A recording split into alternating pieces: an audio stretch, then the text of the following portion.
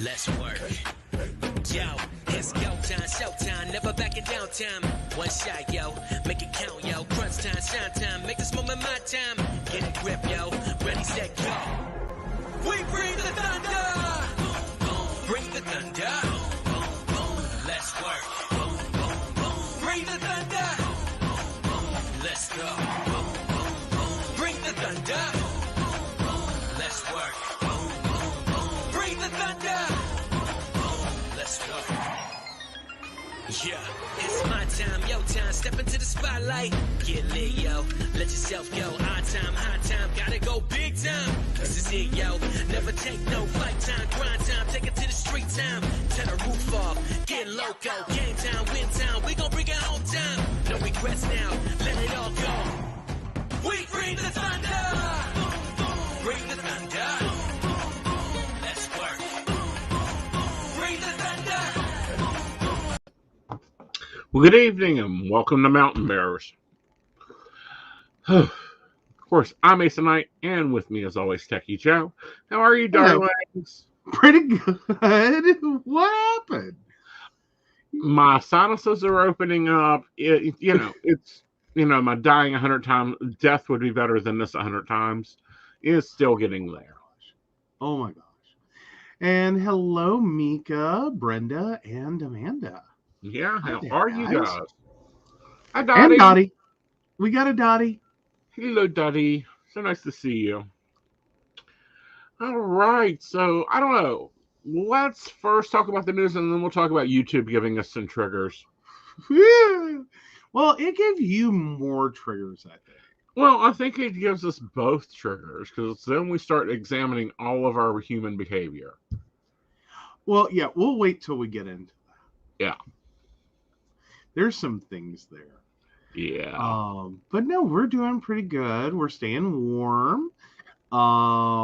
We've had snow. Let's see, what did we get? What was that? Like 6 inches we got? We got 6 inches of snow, and it's 9 freaking degrees right now. Yeah, it's a Someone little owes me a trip to where I don't see snow again. Oh. He's improved. He's got me a gun. I mean, he bought me a car. I did not buy him a gun. He already had the gun. Not buying him a gun. You're buying me an upgrade. Oh my goodness. Oh. Hi, Raven Moon. Sorry, I had to distinguish there because, Uh-huh. our other resident Raven here. If I can learn how to ever point on camera would be great. But you're always that way. I'm always this way. Uh-huh. Yeah. Yeah, not a gun. Not buying him a gun. Here we are. No. Yes. No. I like the idea that you have a gun that you've used so infrequently that realistically there's a probability that it may not shoot. Or should I rephrase? I like the idea that you own a gun that there is a small probability may not even fire if you went to use it. I feel safer and like I'll have to, less likely have to put up the deed for the house for anything. Less likely.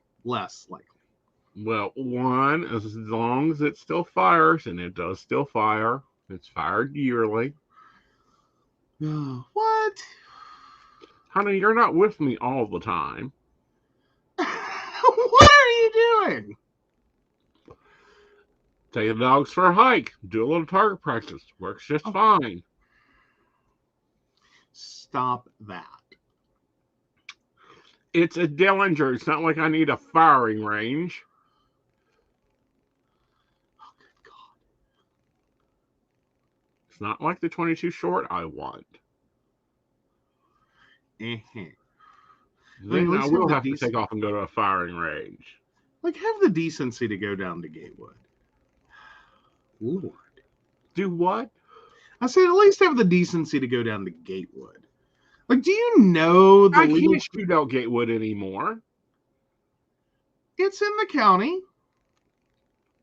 There's a house. It's been built all around. There's a house literally where my grandfather wanted to put a garage. Oh. I have to go down Robertson or down Thurman if I want to go shoot. Oh, good God. But you know the problem with firing a gun in a park, right? Like, that's federal land. That's no longer, like, if you get busted, that's not like you're dealing with, you know, Barney Fife over here. Like, that becomes federal.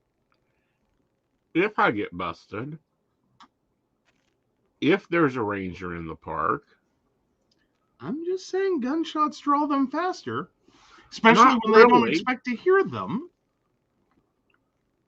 It's snake territory. Of course they expect to hear them. Heck, they're going to be renting out 400 acres of land for deer hunting this year. Yeah, fair.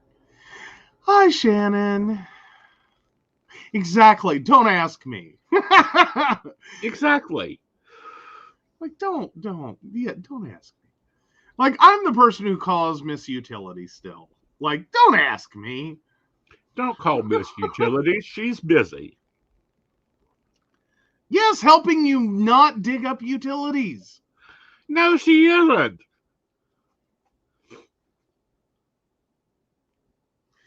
Oh. As long as I do exactly, Dottie. Don't admit to illegal things on YouTube. Again, you're assuming that I shot in a now a federal national forest. I know. That's why I was sitting here like, it changed recently. Uh-huh. Like, be cognizant of this. It's no longer, you know, County Mounties and Barney Fifes. Like, you're not dealing with, like, local shit or state shit even. Like, now it's like, no, that's now federal land. And they get a little crunchy. They get a little cranky if you shoot at people for some reason. I don't know why. Don't know why. Oh, hi, Mary. We're so glad you're feeling better. Glad you're feeling better, Mary. I'm feeling much better. I have returned from the dead. My reports of my death have been grossly exaggerated. The devil's restraining order is still in place. Ways you know as a demon you're good at your job.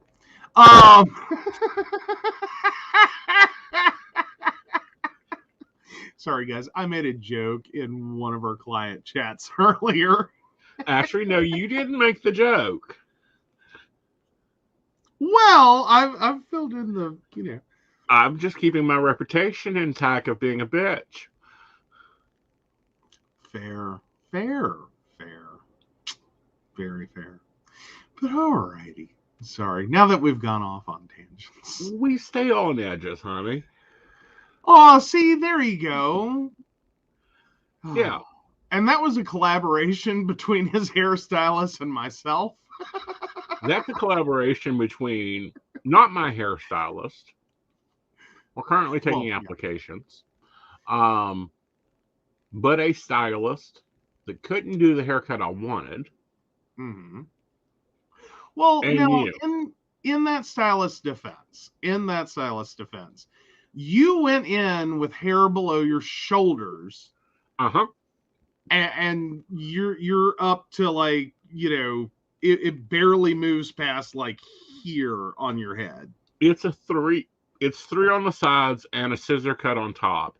The original cut was a scissor cut completely, and she just couldn't do it. Yeah. Well, people get panicky when you cut off a big chunk of hair. People get panicky when you're going in for more than a trim. Basically. Yeah. So, yes, I am currently accepting applications to be a hairstylist. You must be in the Oak Hill Beckley area. You must have experience in dealing in men's hair and gender nonconformant hair. And you must be able to take some risk. Oh. Oh, and Phoenix asks, what color are you going to make the top? Well, that we will see after the hairstylist, after we fill in the hairstylist application, because we have a current problem. Yes. Yes, My hair goes to black no matter what color I change it. If I do purple, it's black. If I do blue, it's black. If I do, I've tried red, it goes to black.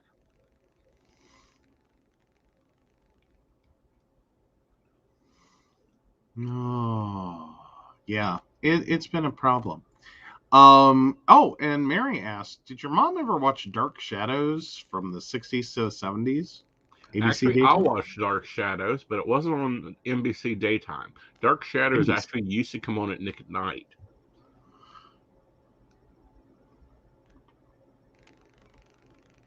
What? Yeah, back in the 90s. I'm trying to remember. Like, I watched a lot of Nick at Night. That was one of the cool things about my grandmother is we watched a lot of Nick at Night. Yeah. Mom was horrified when she found out. And USA, according to Dottie. Oh, yeah, and USA. Yeah. Watched a fair amount of that. I never saw Dark Shadows, though. You weren't up at 4 in the morning. Not typically. Well, not with control of the television. Oh, yeah. Yeah, no, mom had the, like, I swear all 5 of us kids gave her, like, television trauma. Like, we really In truly. unison. No, well, yeah, and then, or some layers and degrees. Like, mom was horrified when she found out that I saw, like, Turner and Hooch. Oh God, there was something else. Like, my brother took me to the movie theater and we saw movies that were like, NC-17, rated R, PG-13, but I was like 8. Mhm. Like, yeah. Like, yeah. My brother was kind of the epitome of the word, or well, is still. Honey badger don't give a fuck.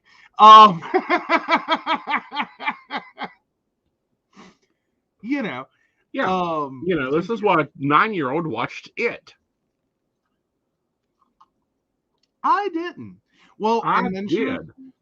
then she was horrified. I went over to my sisters, and my nephew and I would sit up and watch Tales from the Crypt. Mm-hmm. Like, and oh hell, Elvira, Mistress of the Dark. Mistress of the Dark, yeah. We watched that all the time. Mm-hmm. Like, mom didn't know. Like, I don't know where in the Disney she thought we were, like, what I was doing, but it was like, Mom, what part of me was ever a Disney kid? Like, I wasn't. I just wasn't. Like, I missed the whole Disney train. Mm-hmm. And I'm like, not to mention, like, mom did let me sit and watch, like, soaps with her, which I wasn't a big fan of either. I have, like, lots of soap trivia, but I don't actually care for them. Mm-hmm. But I will say that, like, some of the stuff with those, I saw less in theater. I like, daytime soaps really go out there. No, they don't. Not anymore. Well, but we're talking like 80s, 90s. Again, they spend 3 days in bed. They really set up the expectation really bad. Mm-hmm. Like, those love affairs take a while, an hour at a time. Uh-huh. They really do. Yeah. I'm sorry. Yeah, Erica Kane grossly influenced me as a child. Let's see. I'm trying to think. I think Mary Poppins, I don't think I saw that till I was an adult. Like, I'm dead serious. We got showed it in school. Yeah, no. Like, I was still a kid when I saw Bedknobs and Broomsticks, but I thought it was weird. Now you were in it. Oh God, what is it? The Ghost and Mr. And what was it? Like, Ghost of Mr. Chicken. There you go. The Ghost and Mr. Chicken.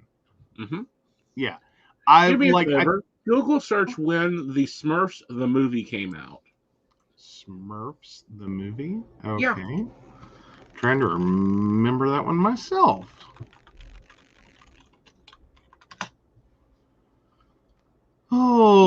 Oh, Smurfs the movie, 2011. Wow. Yeah, No, Bedknobs is a bit weird. it isn't a bit weird. It's modern witchcraft. I know, but it's a little. Like, The only thing weird about it in general was the British Post. oh, The Ghost and Mrs. Muir. That's a Yeah, wonderful movie. true.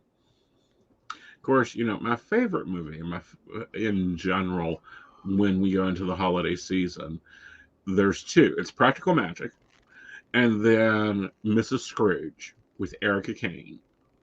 Mm-hmm. Two favorite holiday movies. Which I don't think I've seen either. Wait, sorry. Hold on. Back up. What were the two again? Practical Magic. Yeah, never seen it. Yeah, you have. You've What? snored through it halfway. Okay. Fair. And Mrs. Scrooge, no, you haven't seen it because I didn't find it this year to play on the TV. I know. You were so horrified. Yes, it has Erica Kane at her finest. Oh, goodness. But no, like, I stayed up with my grandmother watching, like, Birds and... So Alfred Hitchcock's Hour. Oh, tons of Alfred Hitchcock. Uh-huh. Like, I'm still a big fan of the 39 Steps. Like that one's good. Orient Express, Murder on the Orient Express. I'm Agatha Christie. I'm such an Agatha Christie whore. Uh-huh. I really am. Like, I can get into, like, I don't like the books. It's this weird thing. I usually love, like, reading authors. Mm-hmm. But I'm sorry, Alfred Hitchcock ruined it. Like, well, see, the movies me, are I so good. really got into PBS's mysteries. Mm-hmm. Oh, hell yeah. Yeah. Oh, yeah. Yeah. Like, that really predated the, what is that? Upstairs and Downstairs.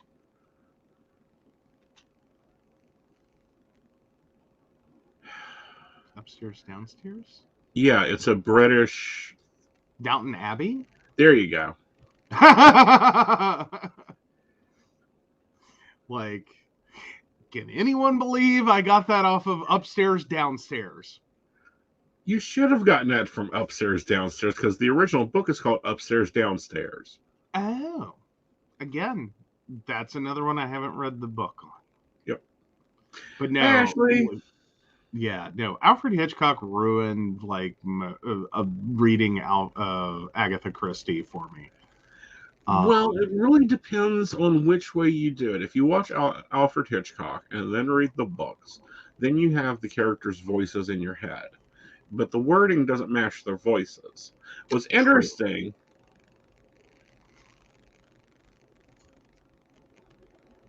Ooh, Ashley put Drag Race on pause for us. Aw, I am better than RuPaul. Masterpiece Theater. Mm-hmm. Wasn't always my favorite. Depends on it. See, you like Agatha Christie. I like the French... No, he's Dutch. Investigator. Belgian, and that's Poirot. Yeah, Poirot. Poirot. And he's Poirot. Belgian. Ah! Damn it! He's not Greek. Ugh. Oh, I'm sorry, Ashley. Was that like telling us, like, shit? I put Drag Race on pause for this? Like, I feel that's like where she just went. Like, I love y'all the same. Oh, Twilight Zone was funny. The new Twilight Zones are stupid. It's like the new Tales from the Crypt dude. Someone needs to revitalize him. Either that or I could use more Philip K. Dick in my life. The Electric Lullaby is nice. Did you seriously do that? Yes.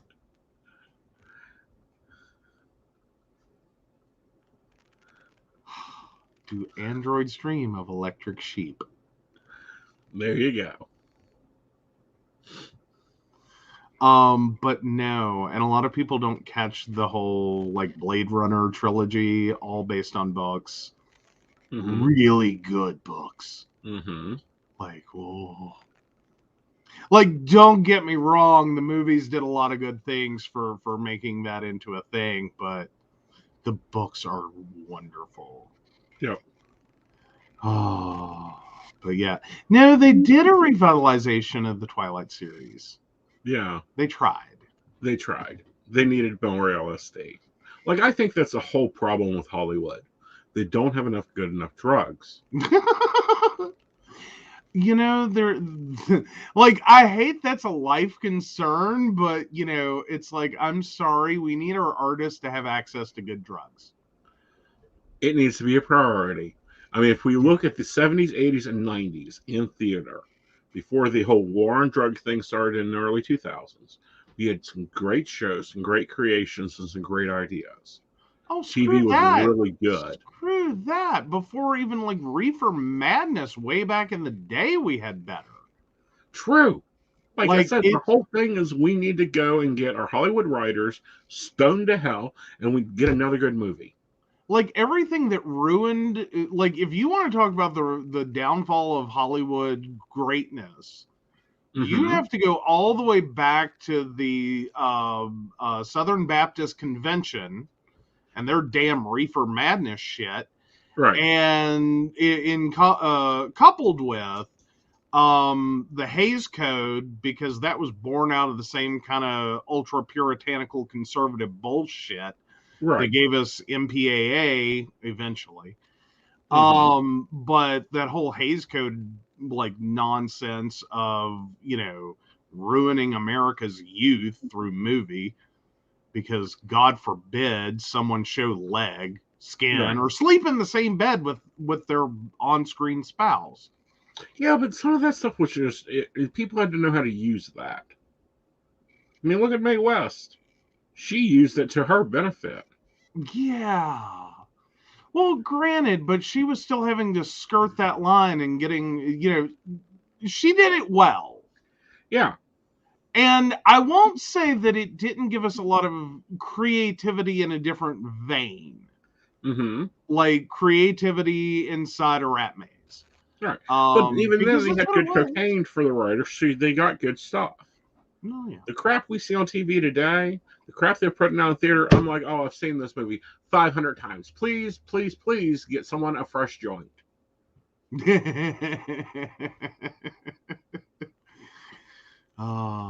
Yeah. Oh, the drag?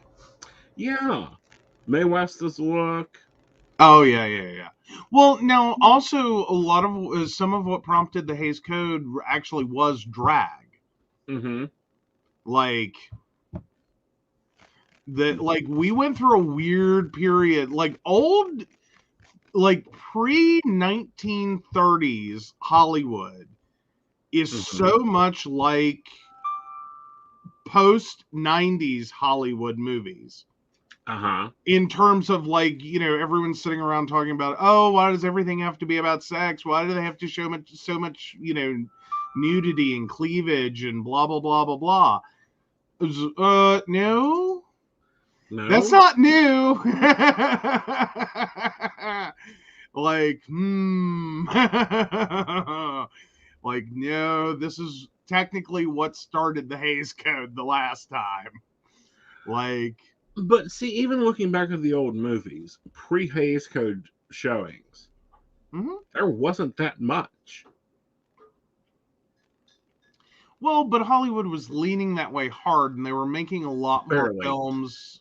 No. There actually is. Like whole documentaries on this.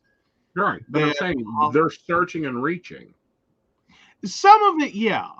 Some of it was becoming like it was snowballing as the theaters kept trying to top each other.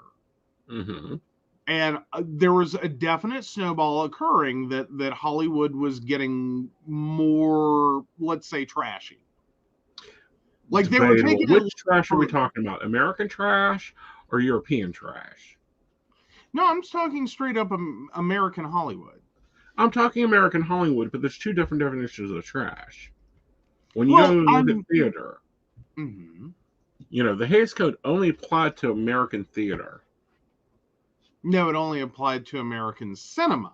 Right. Theater still stayed the course. Mm-hmm. That's why we actually have some decent material had some decent material to draw from. Right. As the Hays Code era started to, back off. Mm-hmm. And we became more like, okay, we can do Suddenly Last Summer now. Mm-hmm. And even that got a lot of like water down to it. All of it's gotten watered down, and I'm glad. Personally, I have a thing. Don't ever reality phase. Like personally, I have a thing though. Don't ever fuck with Tennessee Williams. Never. Like, don't fuck with Tennessee Williams. And don't fuck with Shakespeare. No, don't fuck with Shakespeare. That's always bad. No, that's not true. Oh, please. There's a lot of Shakespeare that's quite dicey. Well, yeah, but I mean, though, like, good things came out of, what is it? Were the World Mine? That was a great adaptation of Shakespeare. Yeah, but when I'm wanting to watch Romeo and Juliet commit group suicide, I expect to see a full damn suicide scene. Don't go soft pudding it like. Oh, okay, I see what you're saying. Like, okay, I see what you're saying. Like, don't make, the what was that? Kids Bop version. Right. Of like, yeah. Yeah. Don't do Kids Bop. Yeah. Kids Bop and Shakespeare don't go together. Well, Shakespeare and children don't go together. No, I think they do. I think you have to relax your ideas there. Right. Like, you have to get prepared for a few things, but yeah, Shakespeare and kids work together. Mm-hmm. Like, considering that, like, Romeo and Juliet is about, what, a 14-year-old and a 16-year-old, if I remember correctly? A 12 and a 14-year-old. 12 and 14. Sorry, I always get the ages a little off. Yeah, because, they're trying to get her married off at 12. Yeah. But you see what I'm saying? Yeah. Like, there's a lot that, like, teenagers can identify with. And to point out, like, this is stuff that, like, it's been a minute since Shakespeare wrote. Mm-hmm. These were popular. And still are. I'm talking about when they were written. These were popular. These were popular themes. These were popular, to people wanting to see a theatrical production in its own time, and has continued. Like, it's not, there's a universality of human experience here that is, and universal nature of, like, human ability to interact with it. And yeah, Shakespeare at 9, I'm cool with that. Like, it's not a... Yeah, but I don't think you should be trimming scenes because it might scar the children. Yeah, exactly what I'm saying, though, is that as, someone introducing your child to this, you gotta let go and let it be okay. Yeah. It's like Macbeth should be played as Macbeth. Fully Macbeth. Out, you damn spot. Oh, yeah. Like, yeah. Having a problem with language in Shakespeare. Like, yeah. No kids bopping that. I mean, granted, you get a lot of the same kind of Mae West mentality of skirting double meanings. Yeah, it's fun. But anyhow. So, as we start talking about double and triple meanings, a woman had to almost surrender her license plate. Yes. It's a fun one. It It is a is. very, very common mom phrase there. Mm-hmm. P before we go. And that is PB4WEGO. Ah. Like somebody has moved into, where is it? Massachusetts, I believe. No, New Hampshire. Apparently has a new PG-13 license plate reviewer. Woman had had her license plate for 15 years, and CNN reported that the woman was asked to give up her controversial plate on August 16th of 2019 because it included a phrase related to sexual or extortionate acts or functions. Yeah, excretory. Yeah.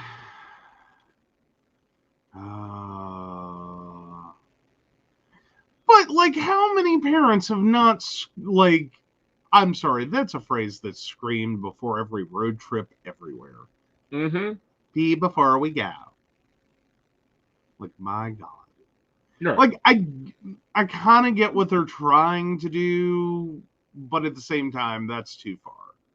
Well, It's just too far. Like, it's cute, not... right. But what I find ironic is the plate in itself is from New Hampshire, and of course their theme is live free or die, but Yeah, you they're love sea worried dogs. about a license plate that could even say peanut butter before we go.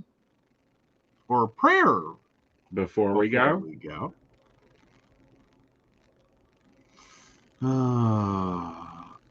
Yeah, that was Yeah. a little. So the governor had to step in. Like the governor got enough heat that he actually had to call up DMV and go, "What the hell are you doing? Have y'all lost your mind? You're embarrassing us." Well, on the upside, though, the New Hampshire governor, Chris Sununu, Mm-hmm. got to know about her vanity plate story and decided to do something. Mm-hmm. And reached out to the Division of Motor Vehicles and strongly urged them Right. to allow her to keep the license plate that she has had for 15 years before anyone at the DMV caught this.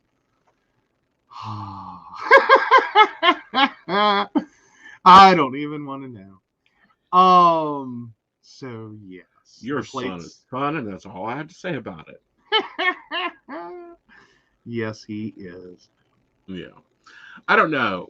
Vanity plates have always been a thing for me. Like, I really want my B4 design. Your what? B4 design. Okay. Escapee. He's been attempting to all day. Yeah. He is not liking the winter. He is not liking being in the house. No. Of course, if you guys follow our feed, you saw me post the winter reminders this year. Mm-hmm. But we'll get to that in a minute because I do want to go over those on live air and talk about them. Absolutely. But no, bitch by design. Ah. Oh goodness. I don't know when it used to be that we got vanity plates just because they were fun. Yeah. Like you didn't really care. Mm-hmm. Like I think most people used to have a better sense of humor about them. Well, I think most people used to get into it and actually, and you get a plate because you really either love the statement or you want it to be the right way. Yeah. Now it's like, oh, come on. Can't have it this way. Then what the hell is the point of a vanity plate? Yeah, that's kind of where I'm at. Like, if you don't like my vanity plate, pull over. Mm-hmm. Wait for me to get down the road. Right. It'll be okay.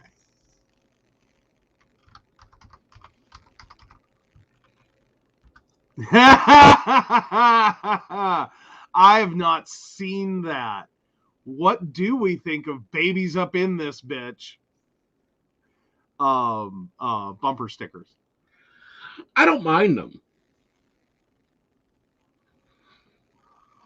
Well, and then there's the new window ones that warn people that, I have children. They will ding your shit. Right. Like, I've seen those. Like, I think those are probably the most truthful things ever to be placed on a car. And it's fair warning. Right. It's fair warning.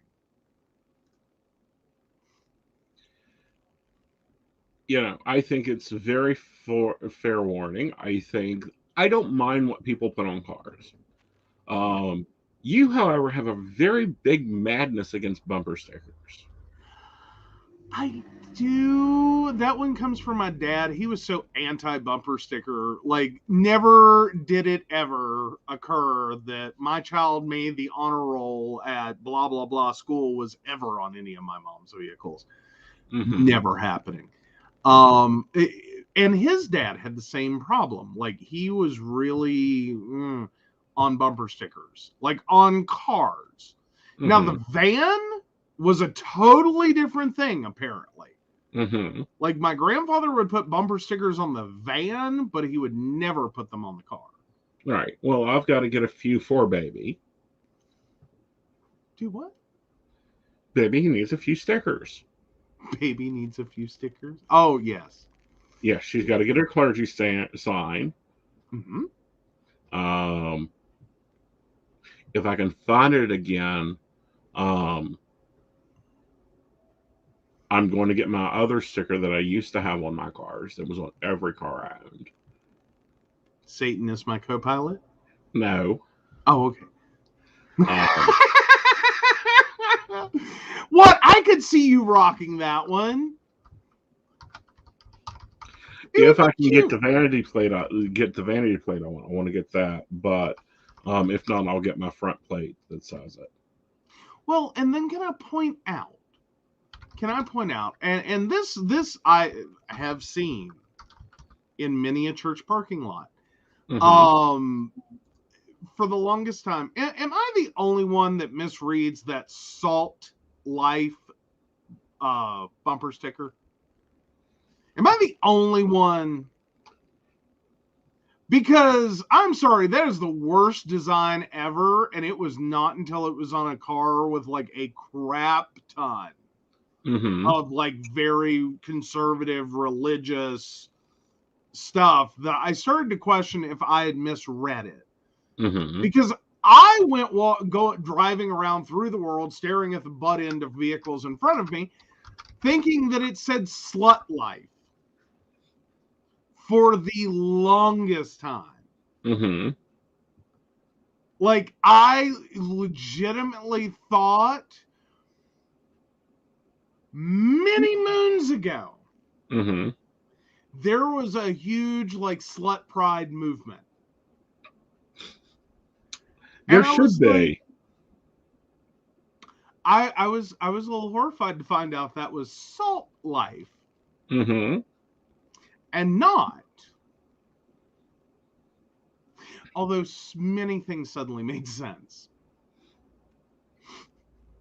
Many things. many people, many places made so much more sense. Right.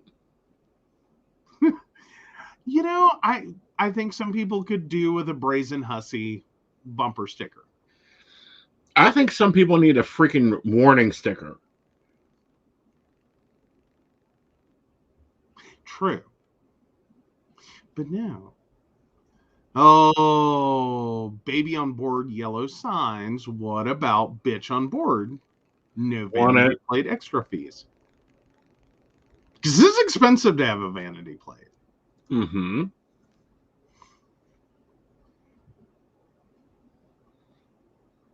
Brazen hussy. Ashley is down. Yeah. What is her name? Mama Tater Tot on TikTok. She has a sign that is a cup that says, "Don't be a beffer." Don't be a beffer? Uh-huh. What? A bitch and hussy. A beffer. Warning, content is weird. Yeah, I should probably have that on this show. But no, there are certain bumper stickers that go on my car. I have to have the clergy sticker if we do hospital visits. I want my preferred parking space in the blue zone. Thank you. I earned it. Of course, we're going to have to get the bear one, and probably the Human Rights Campaign one to go in the back of my car. Okay. And of course, if I can get someone with a cricket to do it, would really like to have Aeson Knight to go on the door. There we go.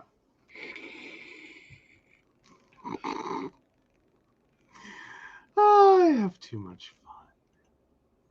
Sorry. No, you have fun. But no, I'm going to have to get someone up with his cricket. Oh. Sorry, it's the last one on the list. I keep hitting the wrong one. Mm-hmm. Oh, there we go. But no, I think that would be great advertisement for the back of my car. Mm-hmm. Especially if we're in a traffic jam, they can book their appointment while they're at it, because our sites are mobile friendly. I don't know. See, here's my. I have a cricket, and I'm in this relationship. Uh-huh. I would love for you to have one. Uh-huh. That literally says the following: I'm a psychic. Even I didn't see this traffic jam coming. But for everything else, contact me at. Uh-huh. You're being cute. Oh. I think it would be cute. I think it would be funny. Oh. Oh dear. Yeah, that's kind of. Were you there? Yeah, I was there. I was down to here. Like it was at tit level, and I was like, I'm done. It was getting tangled and aggravating. Outlander or Highlander? No, Outlander. Okay, never mind. Sorry, I sometimes flip shows like you that. flip a lot of shows. Hey, well, it's because you watch a lot. No, like a lot of titles mess me up. Mm-hmm. Like I know some of it's intentional, like to either draw an audience in from another show or to create intentional, like they were trying to watch, but they ended up watching. Like, yeah. I don't like that. Mary is a big Outlander fan. Oh. Ooh, I can actually get my name. Well, like all of it? Yeah, no, the initials. The ARAK. Well, just go with ARC. I think that'll be fun anyway. Uh-huh. Yeah. We can play with it. Yeah. So, I don't know. Would you have fought as hard as she did to keep the plate? I think I would have in this instance. Like, I would have disagreed with, like, having that plate called vulgar, personally. Mm-hmm. Like, it's not. I mean, I'm sure there are people that have far more vulgar plates. Mm-hmm. And I'm just like, Like, and some of those are really seriously, intentionally vulgar. Mm-hmm. And even those, it's like, if you're going to have your state motto, live free or die, you got to be a little more hardcore than this. Well, again, you've got to get, past the PG-13 ratings. Oh, yeah. Oh, yeah. Yeah. Like, yeah. First Amendment, definitely a big part of this. Okay, are the dogs just destroying the house? I'm not in question right now about what the dogs are doing. They've both gone ape shit because they didn't get their time in the backyard today because it's I know, 6 degrees. The highest I've seen it today was 13, and that was this morning. So let's go into that. Let's talk about Aeson's winter reminders. Yes, take a sip. Let's take a sip. Mm-hmm.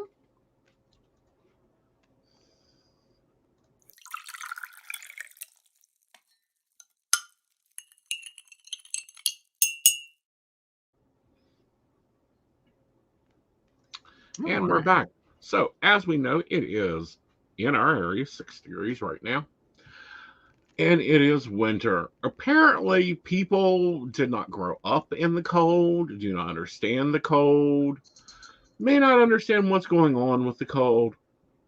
So, some basic reminders. One, if the temperature is between 20 degrees and 32 degrees, that means pets should not be outside for no longer than 1 minute per the degree. When it drops below 10, it cuts down to 30 seconds per degree. When it drops into single digits like right now, it's in and out and in and right back in. This gets a little complicated. So like Vlad, he technically, when it was 12 degrees today, could be out for 12 minutes. Hello Gizmo had to come in 6. So they both came in 6. And of course, the Queen Pomeranian, she doesn't go outside in this weather because she's smaller than my purse. Basically. Yeah. But yeah. No. You know, and then of course, drip your water. Yes, it will raise the water bill, but it's cheaper than a plumber. If your pipes happen to freeze, turn all your sinks and bathtub faucets wide open to release the pressure. Mm-hmm. And then, you know, remember to bang on your hoods if you do decide to go out 2 or 3 times. Cats and other animals sink the warmth from the metal engine. And also remember to let your cars heat up for at least 10 minutes before putting it in gear and driving away. That's just because the windshield is clear doesn't mean it's technically good for your engine to go. Tire pressure warning lights are total liars in cold weather. Not all 4 of your tires are flat. And no, it do not pour. And I didn't realize that people needed to be warning of this until I got into this relationship. Do not pour hot boiling water on your windshield. Or place cardboard in your windshield. We had to entertain ourselves at work. Well, I'm sure you did. Like, we had to have, like, the things. Right. Like, and taking advantage of poor Southerners who moved as far north as North Carolina, who did not know these things, was amazing entertainment. Sure, if you worked for Safeco. Well, they spent a lot of time in our parking lot. Uh-huh. I mean, we could have made commission. Right. Now, this other one's a little controversial because if you're leaving the house, take a tote bag with a blanket, 2 bottles of water, and a protein snack. You want a protein snack, not a sugar snack. And if you're going more than 30 minutes away from your home, grab an overnight bag. Oh, yeah. It's definitely worth it. Yeah. I mean, number 6, bake something that adds heat, and you have good, somewhat healthy food to eat. Banana bread is wonderful, or a nice slow roast. It's a great day for long baking items. Mm-hmm. Number 7, I didn't think this one needed to be mentioned, but I went ahead and mentioned it anyway because we learned it last year. It actually caused a lovely family fight over it. Barbecue grills are not heaters. Do not bring them inside. Bring in the pets instead. Wait, for those when did we do not know, it was falsely reported that our house burnt last year. Oh, yeah. Our house didn't burn. No. No. It was actually an entire, like, block over and one up. Yeah. From us. In a very seemingly similar looking house. It was the same model. Of course, this neighborhood, most of the houses are the same model. I mean, it was a Cooker-Cuddy 1970s house subdivision. Right, but that house was enough different Uh-huh. that if you had been here anytime in the last couple of years, Mm-hmm. you would have caught on that, wait, that's not right. Right. Like, even for a photo of a burning house in the middle of the night, it's like, yeah, it looks sort of like our house. Yes. But then there's that whole moment where it's like, but that's really different. Yeah. Yeah. Yeah. And apparently Mother had to correct people Oh, yeah. on the Christmas trip this year that no, my house didn't burn. Oh, my gosh. But apparently someone thought it was a good idea to bring in their barbecue grill to try to heat their home. Barbecue grills are not heat sources. They're not. Oh, did the fire happen during a Mercury retrograde? That's a fun question. No, it didn't happen during a Mercury retrograde. It happened during the eclipse with Neptune and Saturn, the whole Pluto enlargement there. Yeah, that was the funness of it. Oh, yeah. But no. Number 8, take your time today. The less gas pedal you use, the better the drive will be.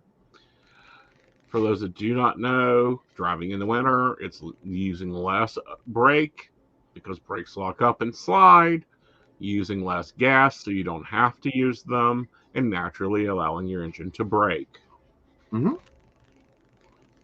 Absolutely. Or more importantly, just don't go out. Yeah. Like, if you're not experienced in winter weather driving, if you're going to have to be on large roads or otherwise unsafe roads, yeah. Mm-hmm. Actually.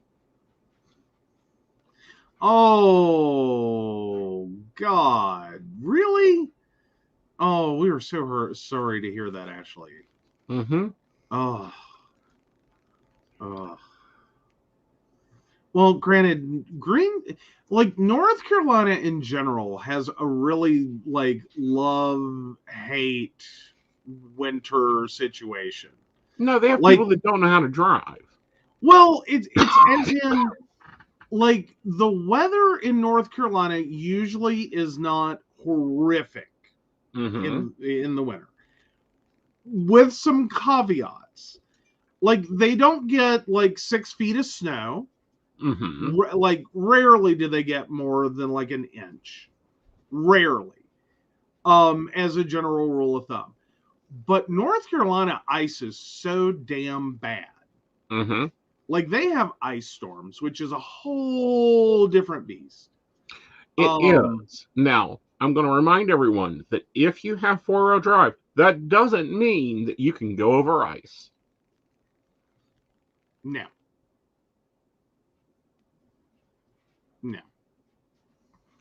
They're chains are your only option for ice, and even then.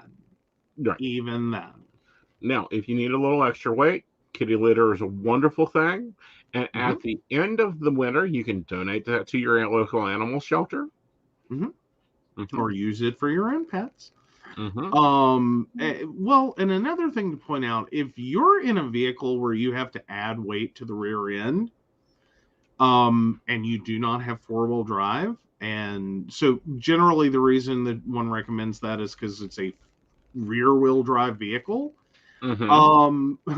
Joe's rule of thumb is don't drive rear-wheel drive vehicles in the winter. Just don't do it.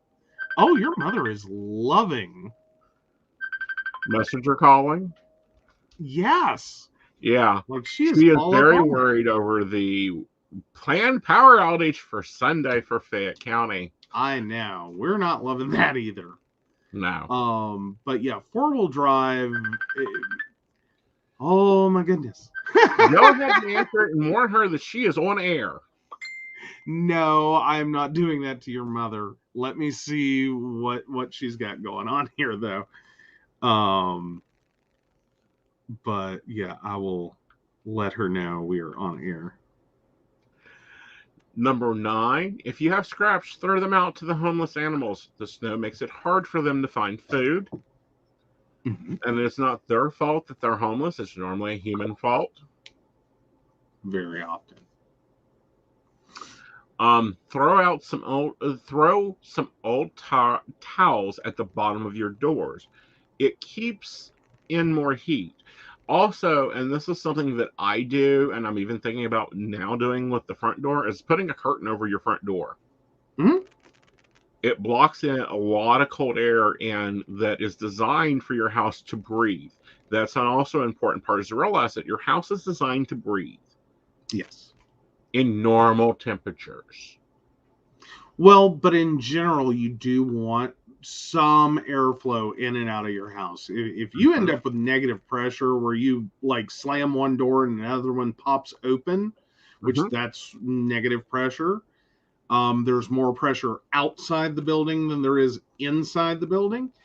That means you have a poorly ventilated space, and you need to be very much considering what the hell you have done. Right. Because this means you now have a space which is more prone to issues. As in, if you paint, you're going to get real flipping high off of those fumes. Including like painting your nails. Yeah, painting your nails, something as simple as that. Using glues, using stains, using varnishes, cooking, refinishing floors. You will smell fish for days. Yeah. But it also means that you're in a space that is getting really poor air circulation. You have a lot of stagnant air. And I'm a certain pandemic, if it has taught us nothing else, has gone to great lengths to teach us the value of air circulation. Yes. And the necessity of that, because we've been going through some stories of the problems that facilities are now facing through plastic barriers and the little carols for students to try to keep everyone safe, are blocking airflow. Right. And it actually creates spaces in which air lingers. Correct. And just doesn't get recirculated. Right. All right, so I do have a question here. Go for it. All right. So Mary 11/28/57, does my father regret not teaching me to drive? In early 1977, when I was expecting my firstborn, I did not know about ice and did a tailspin. Luckily, no accident happened. What does Dad say? I don't feel like he regrets not teaching you to drive because you're actually a decent driver. He figured you just knew. Okay.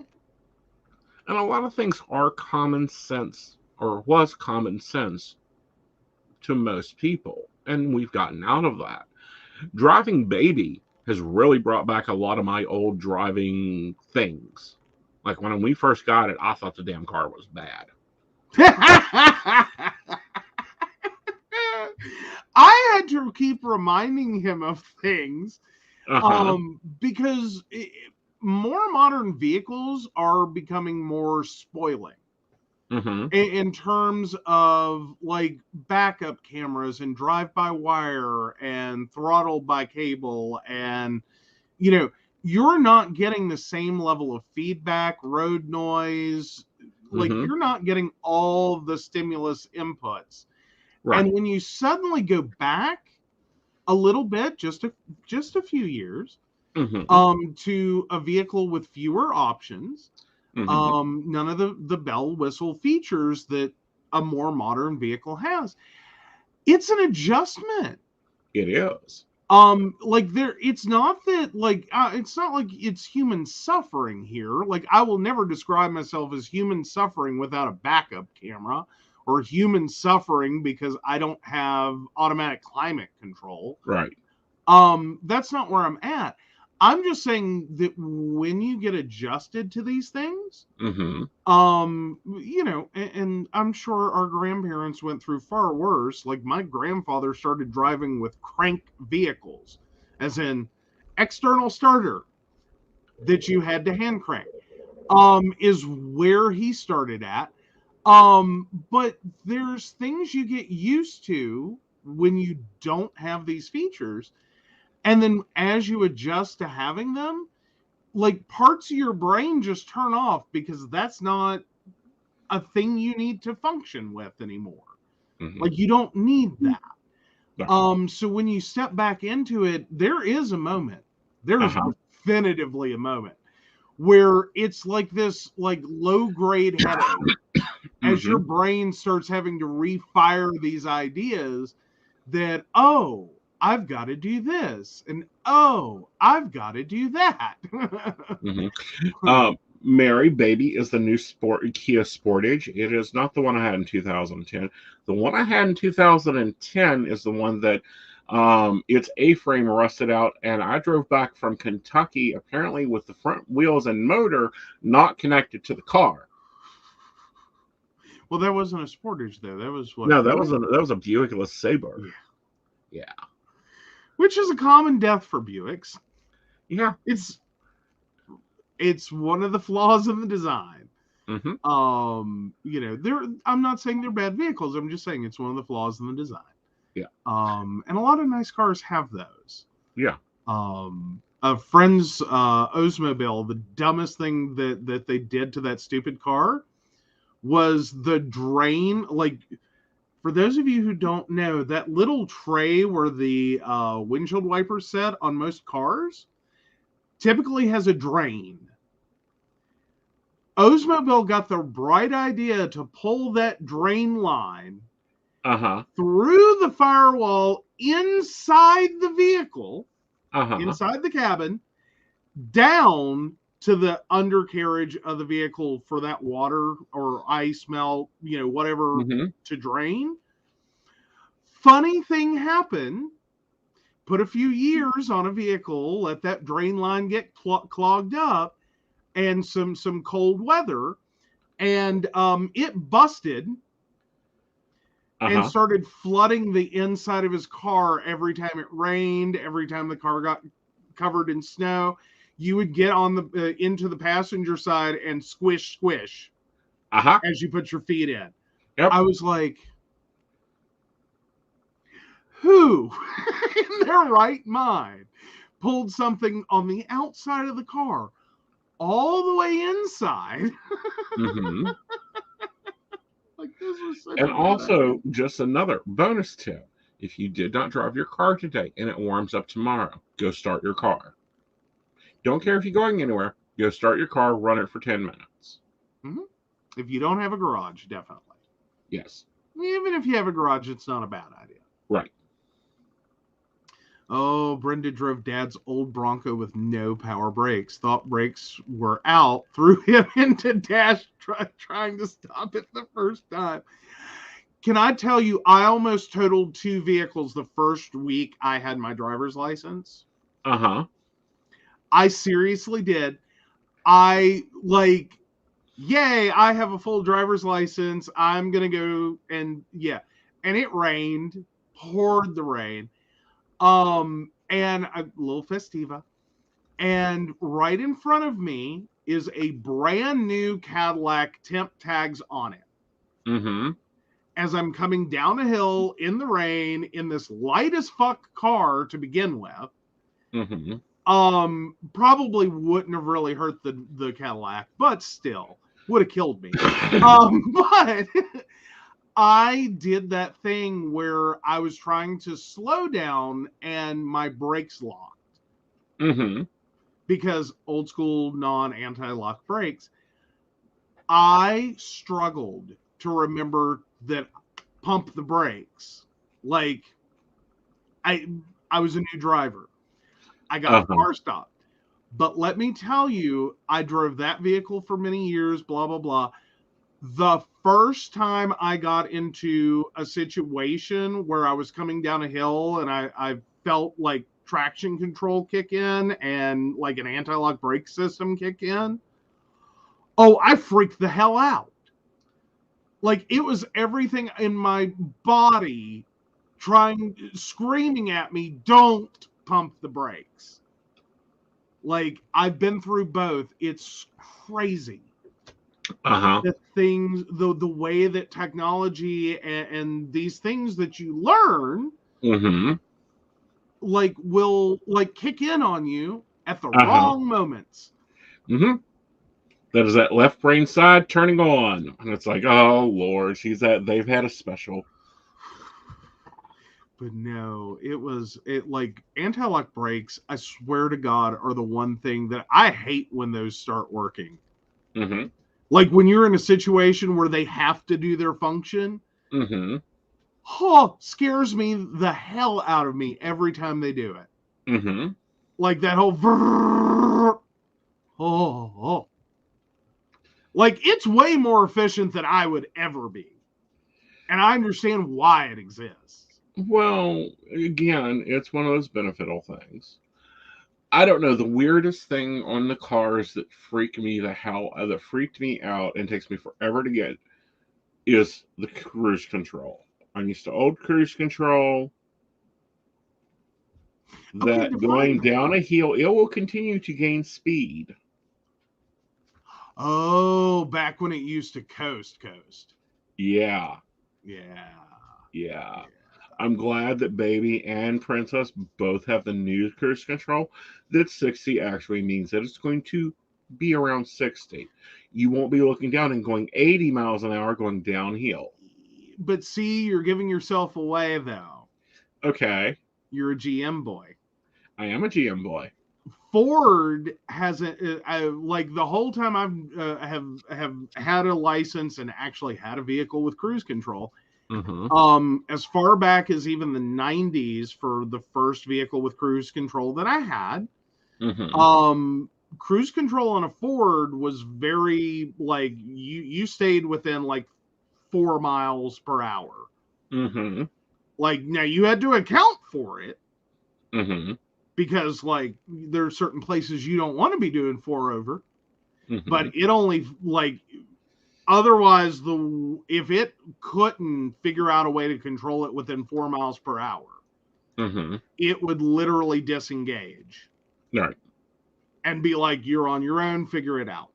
Right. Well, you got to remember, we both started driving cars at a different era. Well, cars of a different era, at least. Yes. More importantly. You know, my first car was a 1974 Grand Prix.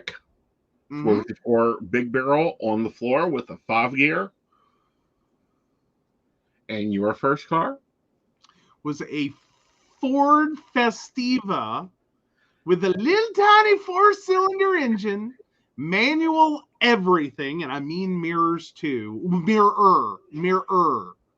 Not mirrors like there was one on each side of the vehicle. It had one on the driver's side. Manual everything. No, like I was fortunate to have heat. Not that it was useful. I know, but because the engine didn't make enough heat. I know here, but what year? 1990. Yeah. But now I didn't have like power steering. I didn't have like anti-lock brakes. Like I was drums and rotors. Oh yeah, those cars will last forever. We're still seeing them up here. Yeah, I almost bought one just to put in the yard for him. Put it in the yard, my ass. I will run the fucking wheels off of it. Like those things, 40 some miles to the gallon. Next time it pops up and I've got the money in my bank account, I'm buying it. It's like $400. The parts are cheap. Like you can, the whole car originally sold for $6,000 some odd dollars. I know, but like, no, I also think that's why I like a sportier coupe than you do. Okay, well, yeah, I'm all about small cars. Like if you haven't caught on, like, and it was silver, Ashley. It was little silver. Yeah, it was so cute. Yeah, but my first car was built for muscle. We traded a 30-gallon fish tank for it. It was old Colony blue and white vinyl. I had a stereo from hell, and I could drop and do 60 in just about 30 seconds. Oh, yeah. Oh, Ashley wants to know, why is orange coming? Interesting color choice. It might. Okay, the only thing I can think of that orange would come to you for, maybe, was our high school mascot was were the Tigers, and so orange pervaded my life for like 3 years. Sorry, 3 years. Well, then you go back before that. Yeah. Middle school was another 3 years of orange. Mm-hmm. But speaking of vehicles, we recently saw the new Bronco. I'm not impressed. No. Yeah, that was through high school. Yeah. High school, left West Virginia with it for college, and then interesting turn of events. Mm-hmm. Dad took well, my grandmother had given him her car, Mm-hmm. the 90 Mercury Topaz, which freed up that vehicle for me, because for a while we shared it. So then he went doing a bunch of genealogy, back of the woods, middle of nowhere cemetery research. Mm-hmm. Ripped the whole front end out, oil pan, tie rods, I think broke the axle. Like, he did lots of damage hitting a boulder. That was part one of the story. Part two is, he had also previously pointed out to my grandmother, if he wrecks on the interstate in this, we'll have to bury him in it, because it'll crush like a tin can. Mm-hmm. So after he did that to, quote unquote, as she said it, my car, or her car, she took it away from him and told him to go buy a damn truck. Uh-huh. And gave the car to me, because she figured at least there was a better chance we wouldn't have to bury me in it. Right. Oh, but yeah. But no, I used to actually have a little Beanie Baby tiger on my dashboard. So the orange, but it was silver on the outside, gray on the inside. Mm-hmm. It was the only dot of color. Yeah, there's been a few that pop up on Marketplace. Mm-hmm. I mean, the weird, like, they were the weirdest little vehicle, though. Mm-hmm. Like, the hardest part of them, like the most uncomfortable part of the car, was getting in and out. Mm-hmm. Because it is so low down. But it was actually comfortable. Like, it was not a tight little vehicle. It actually had some space. But I was watching earlier and was really shocked. It was a news report on car prices and how used cars have gone up through the roof. Oh, yeah. And I'm sitting there watching the show, and I noticed that they're showing a car lot in the background. And there sits a Kia Sportage, for $28,000. Same year, 2008. I went, damn, they're getting desperate. Yeah. In some parts of the country, we also have to realize, though, that used vehicles are typically a bigger factor of car markets in lower income areas. Right. And new vehicles are a bigger proportion of the market in higher income areas. So to have an event that reduces new vehicles means that basically what happens typically in those markets is you get used vehicles from people trading in for new. And so they relocate that inventory to less or lower economic areas. To suddenly have these areas that are typically high income predominantly new sale, Mm-hmm. have a reduction in that of new inventory, Mm-hmm. means they're sitting there with nothing. Right. Like, because they've passed on all these cars Mm-hmm. because that's not what they do. That's not their clientele. That's not what people are looking for. Right. So this is the strategy that I'm suggesting some people take. I know that once we pay off baby, we will be taking this strategy. If you're not in the market for a new vehicle, but you're going to be in the market for a new vehicle within 3 years, go ahead and start putting that car payment in a savings account. Because what's going to happen is there's going to be a car bubble. Mm-hmm. And it's going to burst like a raining thunderstorm. And those prices are going to crap out. Well, it's not only that there's, like, one, there's going to be a pent-up demand problem. Mm-hmm. For, like, because in this, it's not just people want to trade, but people that have to trade. Right. Like, they're in this, like, or they at least have to get a new to them vehicle. Well, like they've had an because accident. you've got all these leases going to expire Mm-hmm. or renew, and the car lot is stuck. They don't have another one to put you into a lease on. Oh, yeah. Well, but then they're going to, well, I'm saying there's also going to be a point in which it flips the other way, too. Mm-hmm. Is there's a lot of pent-up demand for new vehicle that can't be met right now. Right. And a lot of people having to settle for whatever. Mm-hmm. Like, it's not a buyer's market in which you can go in and say, I want this feature and that feature and this thing and that thing and this other thing. And the color I want and this trim level I like and the, whatever. You take what you can get if you're gonna try to buy new right now. And even if you're buying used, you're still in a very take whatever you can get. Right. So when production re-ramps and catches up, there's going to be a massive, like, sell-off of a lot of older vehicles. Not old per se, like we're talking maybe 3, 4, 5, 6 years old, of a bunch of people trading in to buy new. Right. So there, and not vehicles with any issues. Oh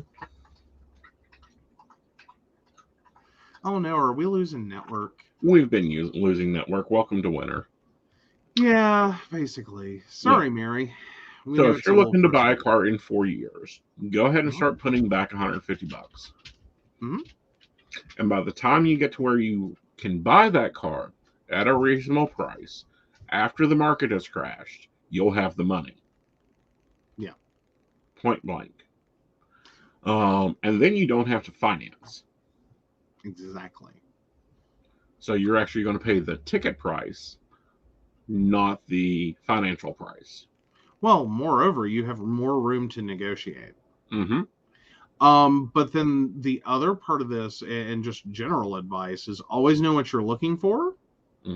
Like, be very specific. You're not on a lot just looking at whatever. Always know what you want. But even more importantly than that is, don't be afraid to drive outside your normal area to go buy. Right. Like, if you're looking for a used vehicle, don't be looking in the middle of New York City for a used vehicle, or Chicago, Illinois, or Miami, Florida for your new to you used car. Right. These are high income areas. You're not going to find a good deal. One, you're going to find very limited selection, mostly of high-end used vehicles, BMWs, Lexus, Mercedes, etc. Because there is a secondary market for those. Right. But you're not going to find a lot of economically priced, middle of the road. It is transportation vehicles. Right. Your sedans, your Kia Souls, your more economical cars. Right. you know, and I'm really thinking we're going to have to make a trip south. Okay. Cars are cheaper in the south. Generally. Well, but you have to watch out for that. Mm-hmm.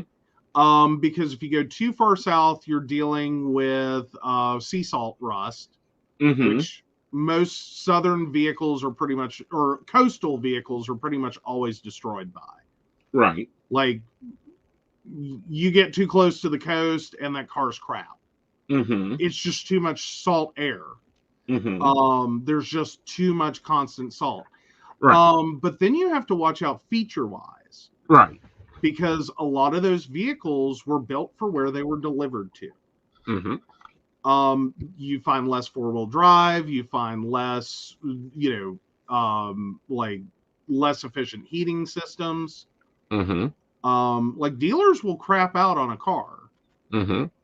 Like if they know that, like if they're selling it to someone in Florida, you don't need the best heater in the world, but you need an air conditioner like the best in the world. Mm-hmm. And the inverse is true in the north.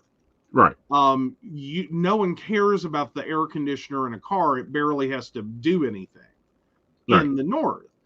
But that heater better fucking work. Mm-hmm.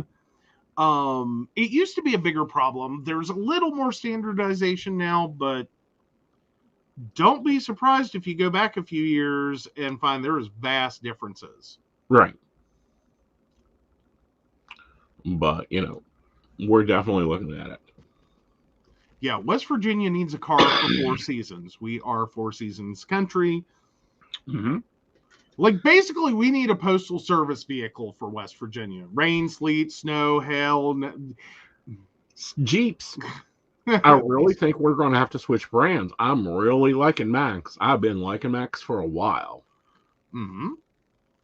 Well, and I'm not saying it's totally unnecessary. Well, I'm not saying it's totally unnecessary, but it doesn't have to be as good. Mm-hmm. Like, the humidity is definitely an issue, and most ACs will handle that without a problem. I'm talking about when you're talking about an area of the country where like 2/3 of the year, Mm-hmm. you're not just like humidity isn't even the problem anymore. Uh-huh. You're dealing with the internal temperature of your car could basically bake cookies. Mm-hmm. 2/3 of the year. Without an issue, burn them even. You got to have an air conditioner that works hard and fast. Yeah. But no, Jeeps, I'm really liking the Jeep. I love, because it kind of gives me both things I want. Well, one thing I need and the other thing I want. Oh, he dearly loves Max. Especially if it's a hard soft couch top, I can have my convertible, and then in the wintertime we can have the hard top to make you happy. Oh, there you go. As long as you're the one changing it. I'm sorry. Remember the back in the 80s, everyone was into the whole T-top, removable, blah, blah, blah. Like, there were a whole series of cars. It wasn't just, T-top Camaro with a shift in the floor, 554 being good. I just always, even then, thought that just seems like a lot of work. Really, most of them, especially the Spider Eclipse I drove, flip the button. Well, now that's different. Now, though, click. Between my sister having a convertible and Dad's convertible experiences, Dad could, I think, just about have written a book. Like he had every vehicle that ever had like every convertible he had a problem. Like in a list of them. They leaked, they tore, they ripped, they broke, they got stuck, they blah blah blah. Yeah, but we both know that he couldn't take care of a car. Oh no. Well, in Dad's first accident was a rollover in a convertible. Uh-huh. Yeah, I don't think my grandparents ever let him live that down. That car was new. Mm-hmm. He rolled a 56 Ford convertible. he was an idiot. Yes. Which, by the way, the universe was being a bitch to me that day. What? When we go look at cars, everywhere I see a freaking convertible.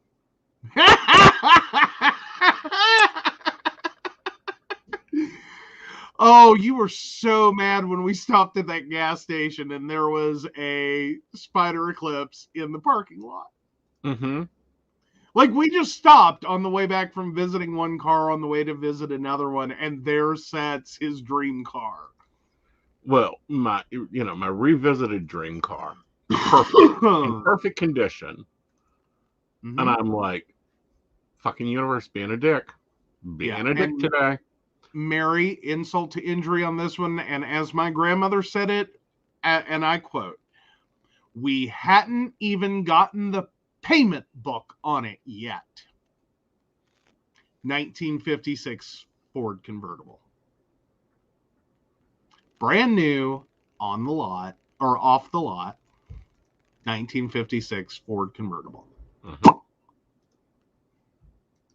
Yeah, his parents were ready to kill him.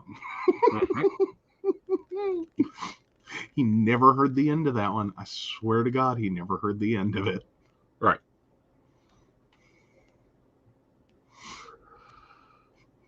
But we'll see. Like, that may just be a pleasure buy. Oh, the Spider Eclipse? Mm-hmm. Very Especially cool. if it's just a grocery getter. Yeah. Well, but like, how much room do you have in a Spider Eclipse to get groceries? Oh, easy. Like, no, I'm just curious because, like, my sister, like, what I grew up cruising the streets of Princeton, West Virginia in the 80s Mm-hmm. was my sister had an MG Midget. Mm-hmm. Like, it was the Miata of its time, okay? Like, it was a very small car. And, like, trunk space was a joke. Right. Like, because once the top came down, there was none. Oh, no, you can put 2 or 3 bodies back there. Oh, and the Eclipse? Yeah. Seriously? It didn't look that big. Oh, yeah. The trunk's gorgeous. The back seat's a little bit of a pain. You know, you can't put more than 2 people in it, but no. Oh, as in literally forget the back seat. It's a purse holder. It's a purse holder. It is a Walmart bag holder that is zip closed. Oh, no. It's not a Sam's Strip grocery go-getter. Oh, But no. me and Vlad can go anywhere we want to go. Oh, well, there you go. Oh, goodness. But no. Yeah. I like, see, that's where I got, like, I never got the small car thing. Like, I begged Dad. Mm-hmm. This is how effed up I am.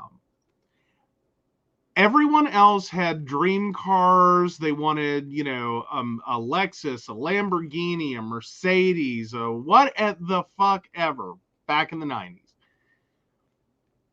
I wanted a minivan. Mm-hmm. I wanted a minivan. I literally at one point begged Dad to just buy me a used minivan. Mm-hmm. My thinking was simple. I am a college student. I'm going to have to move around a lot for the next 4 fucking years of my life. Please get me something that and we'll leave the seats in the basement for 4 years. Like the middle row, whatever comes out of it and lives here. So that I have somewhere to put my crap for 4 years.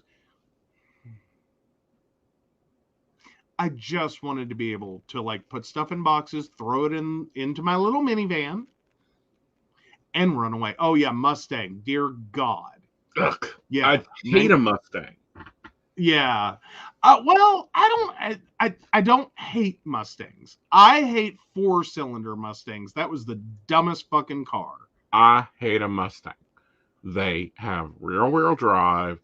Mhm. They always, always have a messed up fuel system. The engine is always over tank, and they take more gas than they need to. Oh, exactly, Brenda. Like, I would never have been homeless ever at any point in college with a minivan. Mm-hmm. Like, I would always be an air mattress away from having somewhere to spend the night. Anywhere I wanted to go. But no. Yeah, so I did 4 years of college split between a 1990 Ford Festiva, a 1990 Mercury Topaz, and a 99 Ford Escort. The fuck was I supposed to be able to haul in any of those? Suitcase. Like, I had less problems with the Festiva than the other two. Mm-hmm. Like, that's how, like, horribly thought out, like, cars from the 90s were. Right. Oh my God. Brenda's brother had to pull his Mustang out of the slightly inclined driveway with his riding lawnmower in the winter. That wasn't in the fucking commercials now, was it?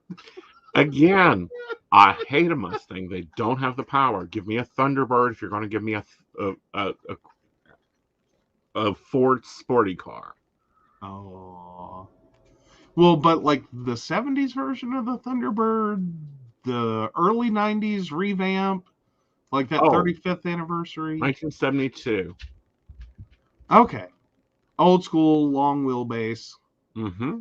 Give me something with some power, and it better be from at hell. least a V8. Preferably a 4-barrel carburetor. Preferably stick in the floor. Yeah, I will say they're the stupidest vehicle I've ever seen a V8 on, and I cannot believe my father bought it. A Ford Explorer Sport Track with a V8 engine. That was the dumbest thing I have ever driven. Mm-hmm.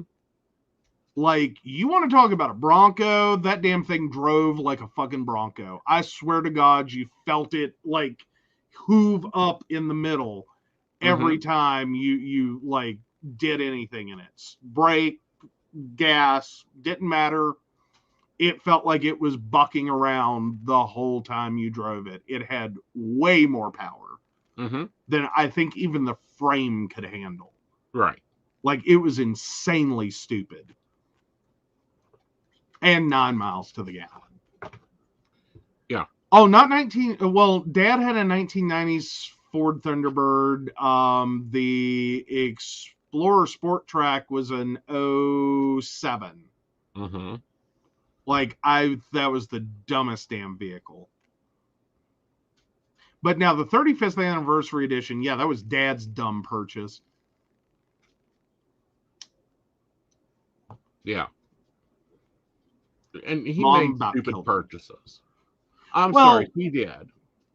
Mom didn't so much have a problem with the fact that he bought the car. She didn't care that he bought the car. Do whatever you want. Her problem was, at this point, he had a child in college that he was, taking care of. I'm at home. He took on a $25,000 vehicle with a 4-year payment plan. Right. That was a black Ford Thunderbird with a suede leather interior. Mm-hmm. With a 9-year-old at the house. Mm-hmm. 8-year-old, soon to be 9. Oh yeah, we're totally like car geeking out. Yeah, we are for the moment. But sorry, yeah, no. It was, that was the worst financing. Because then Mom got scared of, like, she was going to dent it, ding it, something would happen to it, and he'd kill her, literally. So she bought the Festiva, the cheapest vehicle on the lot, that they would only finance for 4 years because it was so damn cheap. That was the longest they could do payment arrangement for on that little money. Right.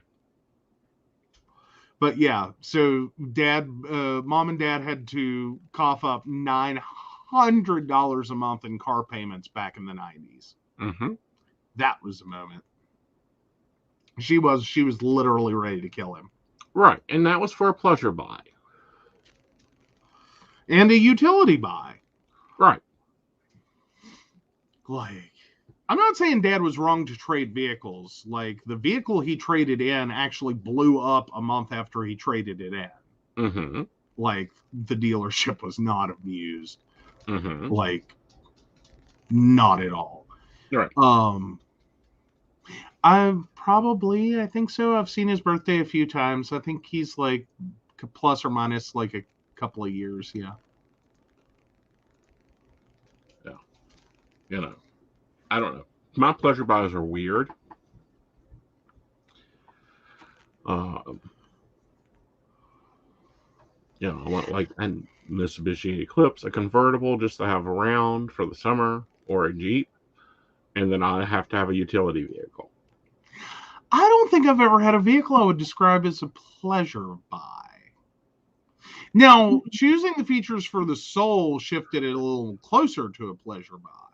Mm-hmm. Like, that was the first and only vehicle Yeah. I have had to date that was like I bought it. Mm-hmm. In terms of this wasn't someone else gave me a vehicle, just like, here, I bought what I wanted, now you can use it. I literally bought it based on me. Yeah. Like, I want to be comfortable in this vehicle. I am sick and tired of buying cars built for people between like 5'4" and 5'9" that are like 125 pound like grandmas. Mm-hmm. Like, I'm tired of hitting my head on the ceiling of cars. Mm-hmm. I'm tired of hitting my head on door frames. I am tired of being hunched over to my knees. I'm tired of banging my knees into steering columns. Mm-hmm. Like, these are legit things I go through. Mm-hmm. Like, it's nuts. Right. Well, when I say pleasure buy, is after we get Princess fixed and we get baby her TLC, she needs a spa day or two. Mm-hmm. Then if I got an extra $2,000 that I can go and do and find me like not a car that's meant for loading up the family or a car meant to go loading up and hauling lumber, just a car to take out and drive that's easy on gas, like the Spider Eclipse. Yeah, we've got room. Let's go buy it for like $2,000 when this bubble busts. Okay. I'm not opposed. No, because if this has taught me one thing, we cannot be a one-car household ever again. Well, it was a bit strange before. Mm-hmm. I mean, it was, and we knew it was going to be. Right. But yeah, it's become very apparent. I don't have a problem with having, two vehicles commonly and like one more that literally just takes abuse. Right. Like, abuse the hell out of it. If it breaks down, that's okay. We'll cash for clunkers it, or what the hell ever they call it now when you just turn it in and they crush it. Scrap it. Sorry, that's the other term. But just scrap it and move on with our lives. Right. Well, like, it's not a big deal. Right. But what I'm saying is get a vehicle that is a vehicle I truly just fall in love with. Mm-hmm. That gives me, I hate to say it, it feeds that shiny, new, pretty idea. Oh, I don't know. I don't know that I've ever been huge. Like, I thought the new car experience would be a little different. I can't say it's been bad. Right. Like, I've had to like chalk the Soul up to, we just got slapped in the face with 5 years of maintenance all at once, or financially. Right. Because it is, maintenance wise, it lived up to its reputation. It has been completely low cost of ownership. Mm-hmm. Oh, Brad Wolf, or really? Really, Brad? What the hell? But no, I don't know that I've been huge on big new shiny. Like, No.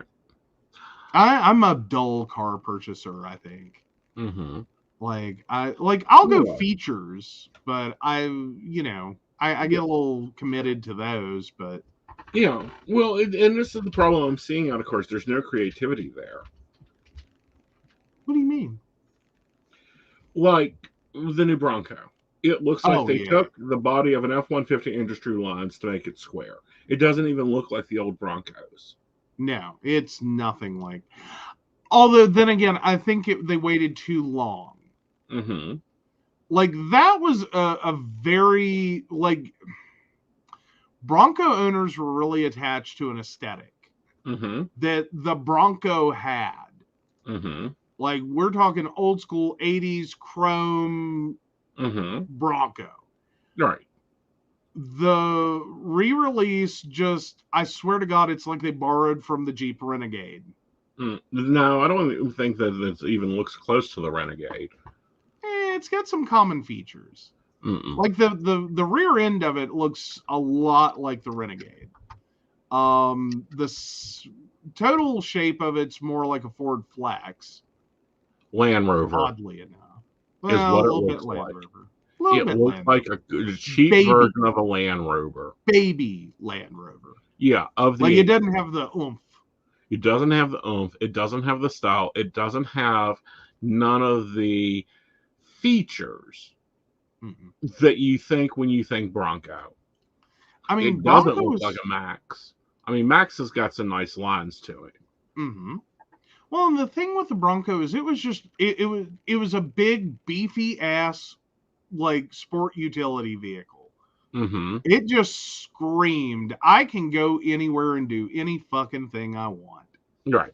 Like I don't give a shit. I have 4-wheel drive, more power than I need. It doesn't haul shit. Mm-hmm. It'll tow, but it Mm-hmm. won't haul. Right.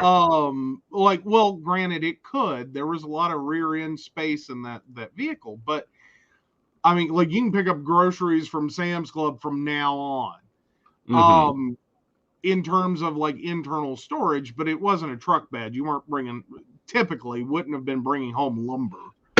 Yeah. But when you look at the new Bronco, the 2022 Ford Bronco, it looks crappy. Sorry, Yeah. it looks cheap. It does not look happy. It is not a vehicle with style. It is a vehicle that's not even utilitarian because you're going to tip with that square boxness. Yeah. Well, and it's just too low. Right. Like that's the part that keeps getting me is it's just short. Right. It's short and squatty. Well, it's like the city trucks that have the 4-foot beds. What are you supposed to haul in that? A bag of dirt? Yeah, One that's bag of the dirt? sport track. Yeah. Like, yeah. That was I looked at Dad when he bought the first one. He bought two. Mm-hmm. He bought one, loved it so much he bought a second one, 03 and 07. Mm-hmm. And both of them, it was like, what in the hell? Mm-hmm. Like Mom's Subaru Brat was better than this. Yeah. Like, I mean, you got some pretty features and shit, but Right. what the hell, Dad? Yep. All right, so we're going to take Facebook user, all 3 questions, and then we're going to take Mary's question. All righty. So, and I think we know who this is. Yes, we do. All right, so we don't Just say Facebook that though. user. Facebook user 112857. Sorry. Everyone started jumping around there. Is Triz coming in soon or is he gone? I feel he's coming in soon. I feel it's still in the way. The question before that is my mesh coming through soon? Yes, it is. That's still in negotiations. Okay, sorry. Yep. And then the last question here, should I fix the past instead of the Acura, and will the past be good and dependable on long trips? I would fix the Acura. You've got more return value there, and I feel like there's less wrong with it. The past is okay, but I think it's going to be a continual problem. The Passat. The tin can on wheels. Why did no one like the Passat? Everyone hates the Passat. Again, it's tin cans on wheels. It did not have style, and it does not have a lot of features. I don't think it would be great on long trips. I think the seats suck. I know. Yeah, it's not the first time I've heard it called that. Yeah, it's a tin can on wheels. It's like the new smart cars. The only thing I see with those is Urkel. Though, talking about having a grocery getter, you can pick up milk, butter, and eggs and a loaf of bread. And if you roll the window down, a loaf of bread on top of this hood. At least it'd be warm. Maybe. Maybe. I don't think the heater heats up. Oh, goodness. No, the smart car, that got a little too small. Too smart. It got non-stylish. That is my problem, I think, with vehicles. They do not have style anymore. I know. I keep hoping we'll have a revitalization of, some of the older style, but with modern convenience. Mm-hmm. Could someone please put, a Hudson body with, a modern V6? Mm-hmm. You can fiberglass, plastic the hell out of it. I don't give a shit. I just want to see the pretty big, bulky line again. Mm-hmm. I kind of miss the big, bulky car. Right. Alrighty, and then Mika has a question. Mary has a question first. Oh, okay. Sorry about that. Mary, 112857. Will one of my cousins help find a buyer for my son's 2008 Ford Escape? He talked about junking it. It can sell from $3,800 to $4,500. Less than $100,000 on the odometer. Has 16-inch aluminum wheels. V6 with fuel injection. Yeah, I think that it can be easily sold. I think if he takes it to a car lot tomorrow, someone will buy it off of it. And I'm around the 4,200 range. Yeah, I don't think that one would be hard to get rid of. Not especially not right now. No, any car lot will buy it. Pretty much. It would have to be virtually totaled. Well, because seriously. Yeah. We're having people call and ask about the Princess, and we're like, no, we're driving it till it dies. Find us an engine, you idiot. Yeah, well, but then there's the other part of when we were looking for vehicles for you, we just we literally started joking that people are starting to pull vehicles out of lakes. Yeah. It's what they look like. I've seen vehicles that I would have previously called totaled. Mm-hmm. That someone did minimal to get it back to it looks like a car and doesn't smell like a wreck. Mm-hmm. And slapped a for sale sign on it. That is it. Yeah. All right. So let's take Mika's question. Hello, Mika. Nice to see you tonight, darling. Yes, Mika 22082. How can I help my friend if possible and also help the kids? I think providing structure, because the way it looks here in the cars is there's no structure around them. There's no planning. There's no goals. They feel like they're underwater. And I think they need someone to come in and point out, okay, this is what you need to do right now. This is what you need to do right now. This. They need structure. I don't feel like they really need money. Giving them money, I don't think will help. Bringing meals, that would help. But giving them structure. Okay. Good deal. Oh, and Mary points out it isn't totaled. It just has bad memories for him. Yeah, so cash into it. He's in a great position right now to cash. Oh yeah.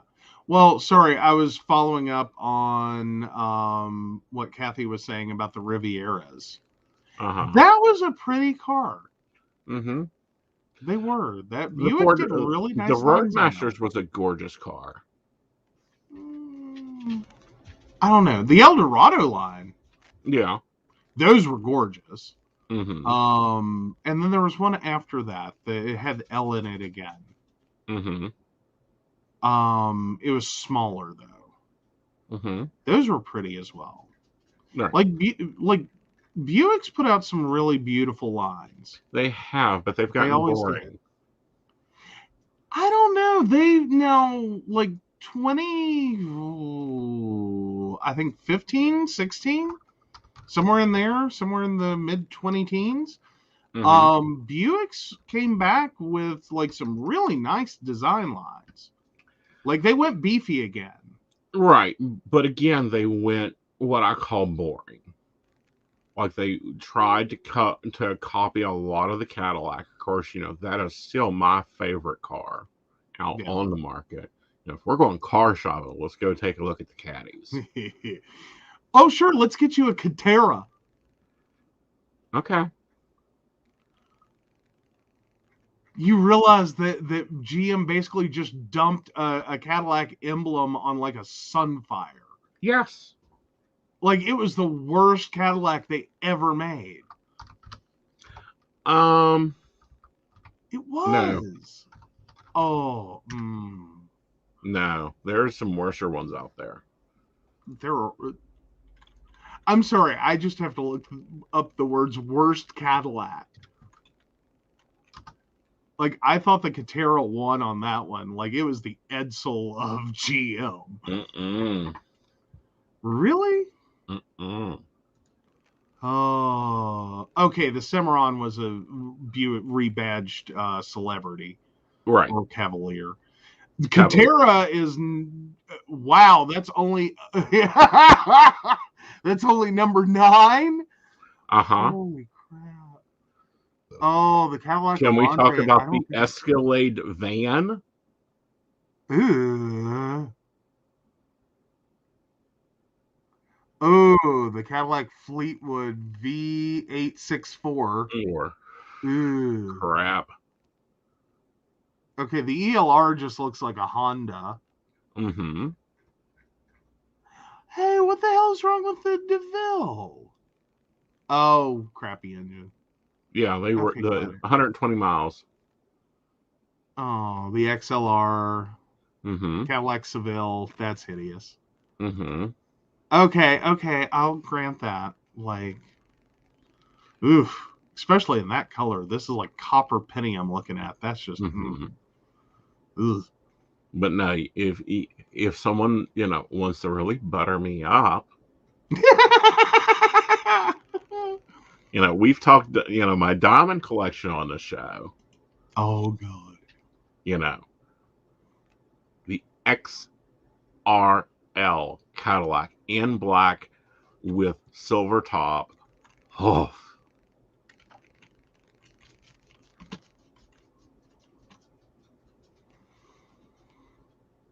Okay, maybe it was the Eldorado I really was thinking of.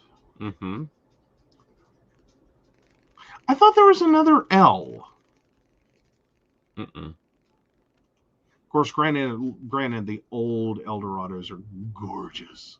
Mm-hmm. Like, oh, it's that lovely like 50s line. Yeah. Like that always gets me. Like, I'm sorry, I think all car design should have stopped in the 50s. Mm-hmm. Like, I was good. Mm-hmm. Oh, it was the 9th generation, that 8691 range. Mm-hmm. Okay, because I remember it. One of my grandmother's neighbors had one, and it was the first talking car I'd ever seen. Imagine my horror, shock, and surprise when I find out that the technology was based on this See and Say. Mm-hmm. That literally it was an overglorified See and Say that talked to you. Mm-hmm. Pre-recorded plastic track. Mm-hmm. See and Say. Mm-hmm. The door is ajar. The door is ajar. I was so horrified to find that out. Aw, we're sorry, Mary. We didn't mean to make you homesick. Yeah. Oh, brother just got a used car with a chauffeur package. Some really nice features. Hadn't heard of that pack before. Oh, I would bet. Mm-hmm. Like, ooh, someone get a new Lincoln. Because I've noticed they're one of the high-end Lincolns now. I think that's just basically the standard package on it. Mm-hmm. Because the car's so damn expensive. Like, can we talk about Ford and the fact they've gone a little crazy over their high-end vehicles? Yeah, can we talk about Ford and their determination to push the engines?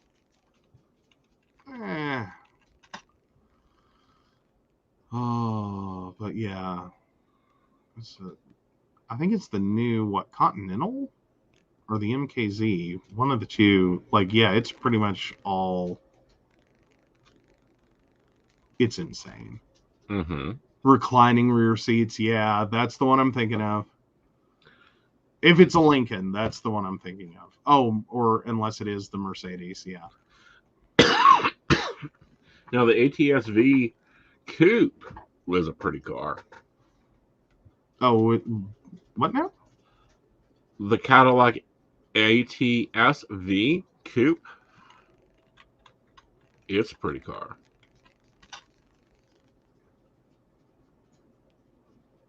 Mm.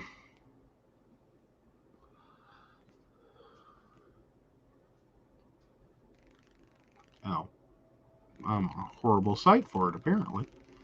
Let's try that again. Used. Yeah, Oh, they there were we go. discontinued in 2019, but it's a pretty one. Yeah.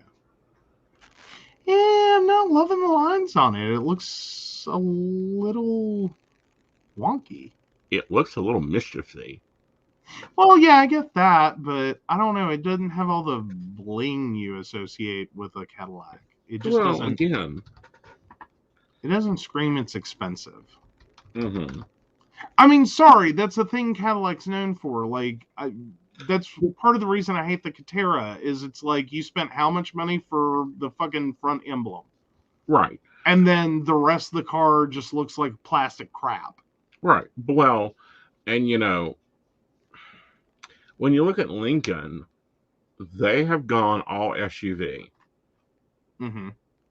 They have abandoned their black label. Well, but there's the Continental still. And the, what is it? The MKZ? Mm-mm. What? They are all SUVs. What? Yeah.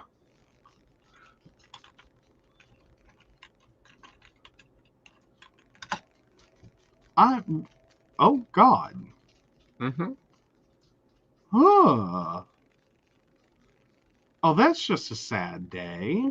Yeah. Like, I knew Ford was doing that. I just didn't figure they'd do it to the Lincoln line. Oh, yeah. I mean, that's been their bread and butter for a long damn time. Like, yeah. I don't know. That was a good decision. I think it's a terrible decision. But, yeah, no. You know, so if you want a sedan... It's like Buick doing trucks. Right. Well, you know what I mean? Mm-hmm.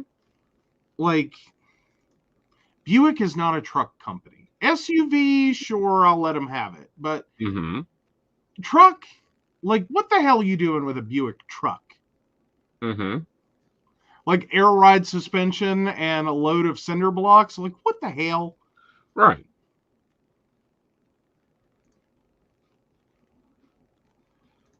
Like, sorry, there's just certain things that just don't work in my brain. Like, Lincoln entirely SUV is just weird. You know, if we had 60,000, we could go ahead and put our order in for the Lyriq, Lyriq from Cadillac. What? Yeah, the new concept car. Oh, God. See, what I hate about concept cars, though, is you just, like, they don't always make it. Mm-hmm. With the love seat Yeah. and the wraparound screen. Uh-huh. No. See, and when I look at caddies, I've got to look and think, okay, what would my grandmother buy? And she would be a CTR4 easily. I can see that little woman hopping into that and going, let's go. Oh. Sleek lines, easy design. Red. Although she was more famous for her blues. Oh, goodness. Let me see real quick. I'm just curious. Like, I'm trying to, like, I just want to see. Okay, if I think I'm trying to figure out what my mom would buy. Oh, you know she would already moved on. What? She would have already went and bought a what is that car that never dies? No, I made good, like, some really, like, out there car choices over the years, though. Uh-huh. Like, the Bronco was her idea. What is your favorite client? My favorite client of yours owned. She already bought one. It blew up. It had a gas problem, so she bought another.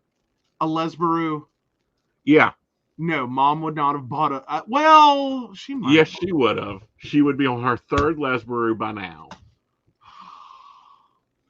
I don't think she. Well, okay. Now, then again. All right. Sorry, I don't look at a lot of different car companies. I'm not that much fun. I'm just curious. Like, I just can't see her with an Outback or a Forester.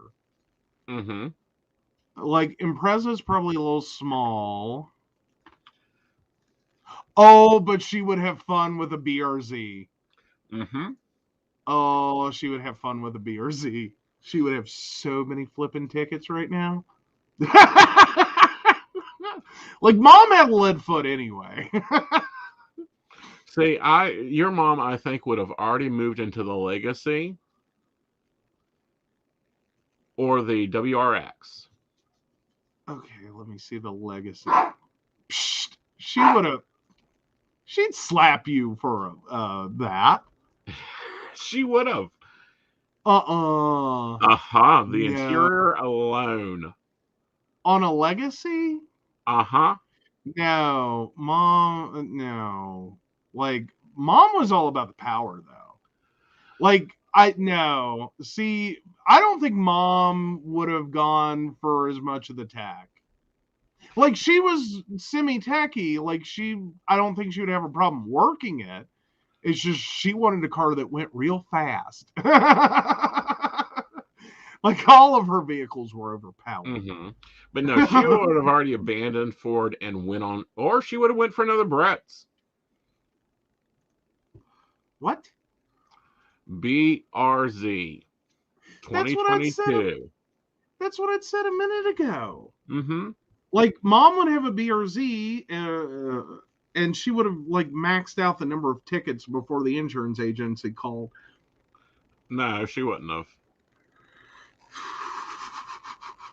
Because the first thing she would have had it installed is a radar detector. I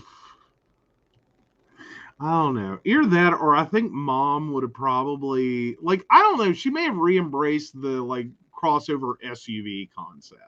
Nah, I think she would have went sport just because she had already had to have so many grocery getters. Now, but mom kind of liked her grocery getters. She liked her big vehicles too. Uh-huh. Nah, I think as a grandma, Arrington, she would have went, nope. If it's got more than 2 seats, I don't need it. Either that, or I think mom would have probably shocked us all and gone, like, BMW X3. Uh-huh. Like, I could see mom just going, like, total luxury. Uh-huh. Either that. Now, what about Meemaw?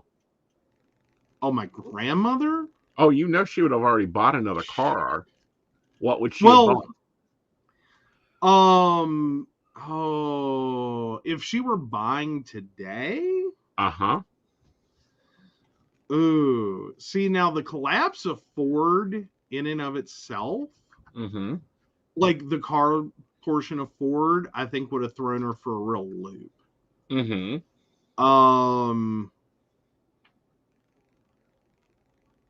That's kind of the problem, is trying to, like, my grandmother was like, she was about the basics. Mm-hmm. So let me tell you how this would work.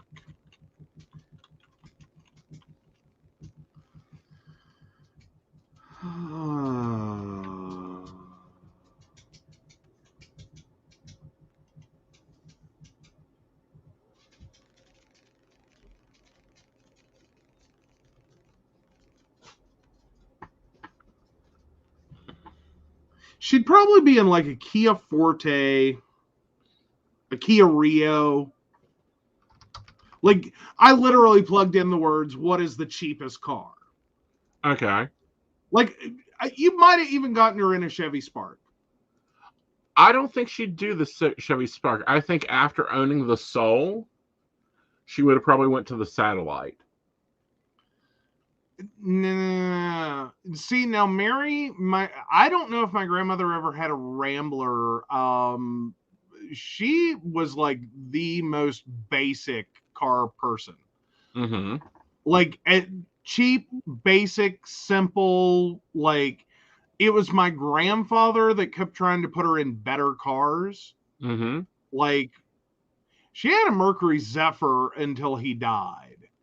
And he was threatening to buy a Lincoln Mark 8, if I remember right. Mm-hmm. And she was already having, like, nightmares about, like, how the hell to get it in the garage without, like, hitting it with the garage door and taking out the back end of the garage. Mm-hmm. Because those were huge. Like, that's what my grandfather wanted. Like 1990, like 1989, 1990, somewhere around there. The ginorma Lincoln. Like, does it get bigger? Mm-hmm. Like the Super Mondo version. Like, his cars kept getting bigger. Like the Mercury Zephyr was a big enough of a beast. See, I like the K3. Actually, I wouldn't mind the K360. The what? The Kia K360, turbocharged certified.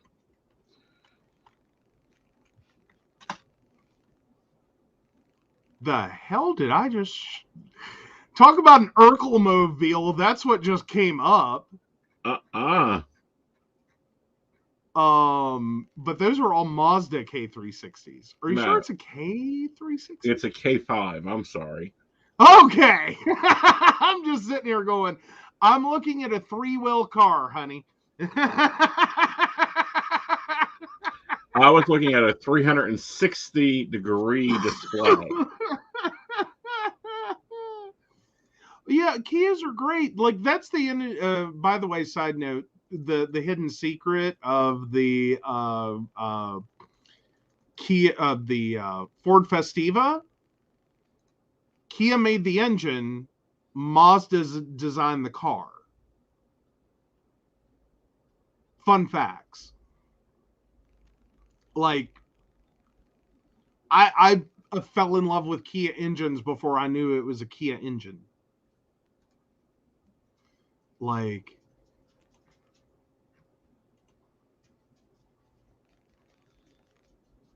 they were 40 little monsters. 5.7 seconds. Yeah, Ford owns Mazda. Well, this was back in the early days, though, where it was like, we're talking the 90s. Like, technically, I don't think they had picked up Mazda yet. They were just in a lot of deep deals with them. But yeah, ooh. It's pretty. Mm-hmm. It's really pretty. Mm-hmm. Takes care of most of my needs for city driving. Yeah, but like, I don't know. Okay, anyone with it, can we just have a conversation about all like the safety features, this like collision avoidance, cross traffic collision avoidance assist, like how bad are these? Because I've heard from someone who did recently, like a couple of years ago, or a year ago, buy a new Subaru, and they freaked out. Mm-hmm. Like the first time they got on the interstate, and it's just beeping, chiming, warning, warning, warning. Like it drove them absolutely insane. How long does it take to get used to that crap? Because my first question, like, I'd be turning around going to the dealership, like, you got to turn this shit off before I kill someone. Mm-hmm. Like, I'm going to be too busy staring at my warnings, danger, danger, Will Robinson, danger, that I'm going to kill someone. Well, like, straight up legit. I'm not sure about this driving assist crap. Like, I'm wondering if in 2026 we can get out of it. I don't know. They're trying to add more and more of this to vehicles, and I'm not against the safety feature. I'm not against the idea. Mm-hmm. I'm just sitting here going, a lot of these systems are really like distracting too. Mm-hmm. Like, I don't feel like it's an improvement for me. Mm-hmm. Like, I think it would be a little much. Right. Like, I'm not ready. Oh, I'm ready. I'm ready for the power and the performance. Well, no, I mean, like, all the safety add-on. Like, some of it, like, if it were self-driving, I'd be like, do whatever.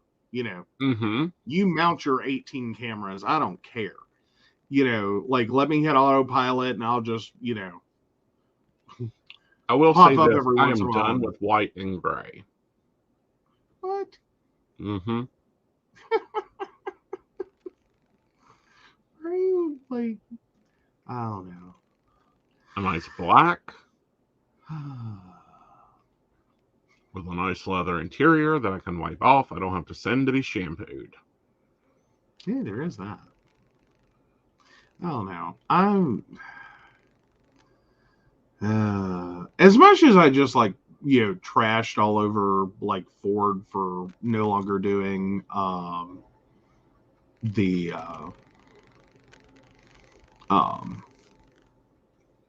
cars. I'm just done with cars. Like I like the crossover and up category. Like I know you do. I'm at like I'm ready for my SUV. Like my I big know. honking full size. And we will keep you in an SUV. We'll get there. I need to go smaller. Why? Because I don't haul 300 people nor 300 things. Like, I'm just sitting here looking at the Sorrento going, oh, come to daddy. That's where I'm at. That's fine. We can get you a Sorrento. But you're going to hate me. I want it in gravity gray. I That's know a you really do. pretty color on that car. No, it isn't.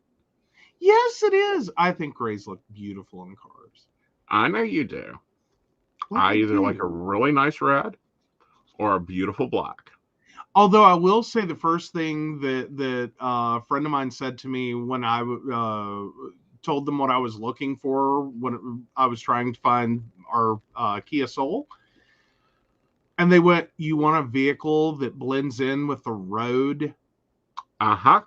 And I'm like, no, it doesn't. Yes, it does. It blends in everywhere. You drive past the house. If the lights aren't on, you don't see it.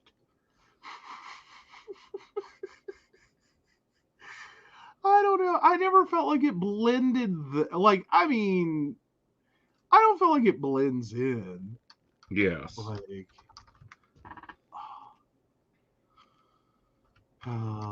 But no, if I go like if we do the Sorrento, like I think I do want like the leather and like heated and cooled seats. I think I finally want to get those in my life. Like, I mean, just to make up for like the other night when I was driving yours and I thought I was having my own personal summer just to find out you had left the heater on max. Mm-hmm. Woo! I was sitting there sweating like a whore in church, let me tell you guys. Before I figured out I am not in my car. I do not have an automated climate control that stops at 70. I have Satan's furnace in here, and I'm about to have a heat stroke in December.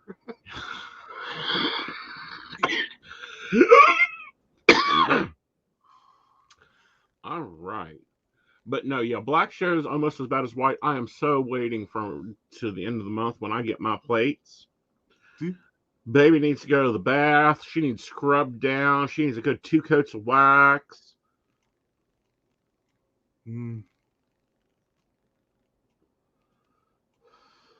Yeah, someone left her under a tree.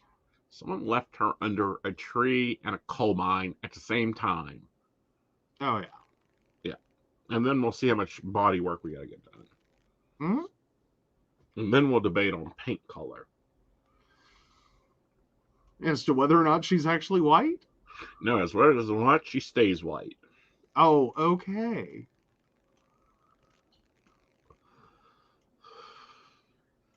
I mean, I guess you can paint her pink. No, metallic purple.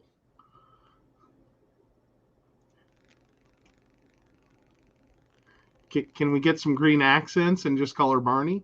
No. Like baby Barney? Watching, I'm buying a Nissan.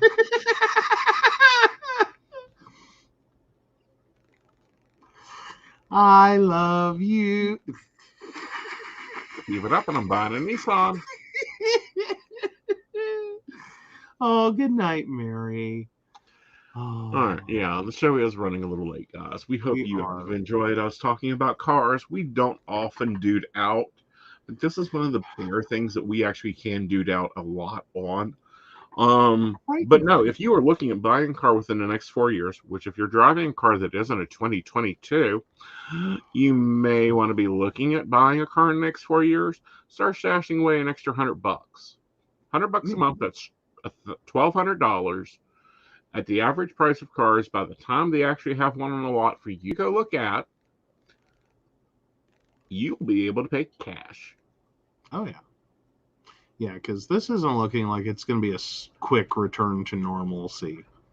Well, like I told you, we probably will be buying in 2028 if we can get by with it. Mm-hmm. At least a new car. Oh, yeah. Yeah. Oh, yeah. Like, I'm there. I've already picked out my Sorrento. Mm-hmm. Come to daddy. Uh-huh. We'll see. We're going to see how the market does. Third row seating, like, who can't love that? Can it haul lumber? I'm sure everything pretty much lays flat in it, is what it looks like. Well, maybe not that second row. But it looks like they may come out. Okay. But I don't want to haul lumber in it. We can keep your sportage for a good long time. Well, the sportage will be the trade-in because the soul will be the pass-down. I know. But then we can start looking for you a little truck. No, we're going to look for me a convertible. We are 2 people and we need an 8-car garage. That's what I'm slowly learning. No, I need a car that I drive for my shit, just to go do my shit. And then I need a car when I have to do a truck when I have to dude up. Oh, yeah. We're going to end up being those people that have the garage space at the used store. Uh-huh. Yeah. All right, guys. You guys have a wonderful evening. We will be back Tuesday. I do believe I have a guest. He will probably be on the second part of the show. The first part will be news and hot topics. And, of course, Are You the Asshole? Will be included. You guys enjoy your weekend. Stay safe. Stay warm. Take care of your furries. Remember that 5 minutes is as long as anything bigger than a purse needs to be outside in this weather. If they're smaller than a purse, leave them inside. Good night, y'all. Oh, sorry. Patreons. Yes. Patreons. Yes, we do want to thank Beverly Walker, Mika G, Kathy, Mary Winfield, Brenda Bryant, Ashley Gish, Shannon C, Shannon D, the ever wonderful Lady Gwendolyn, and Charles Shaw. If you'd like to learn more about us, the show, or how you too can become one of our baristas by becoming one of our Patreon sponsors and receive all the wonderful benefits that our baristas receive, please visit us at pcspnetwork.com. Good night, y'all. Good night.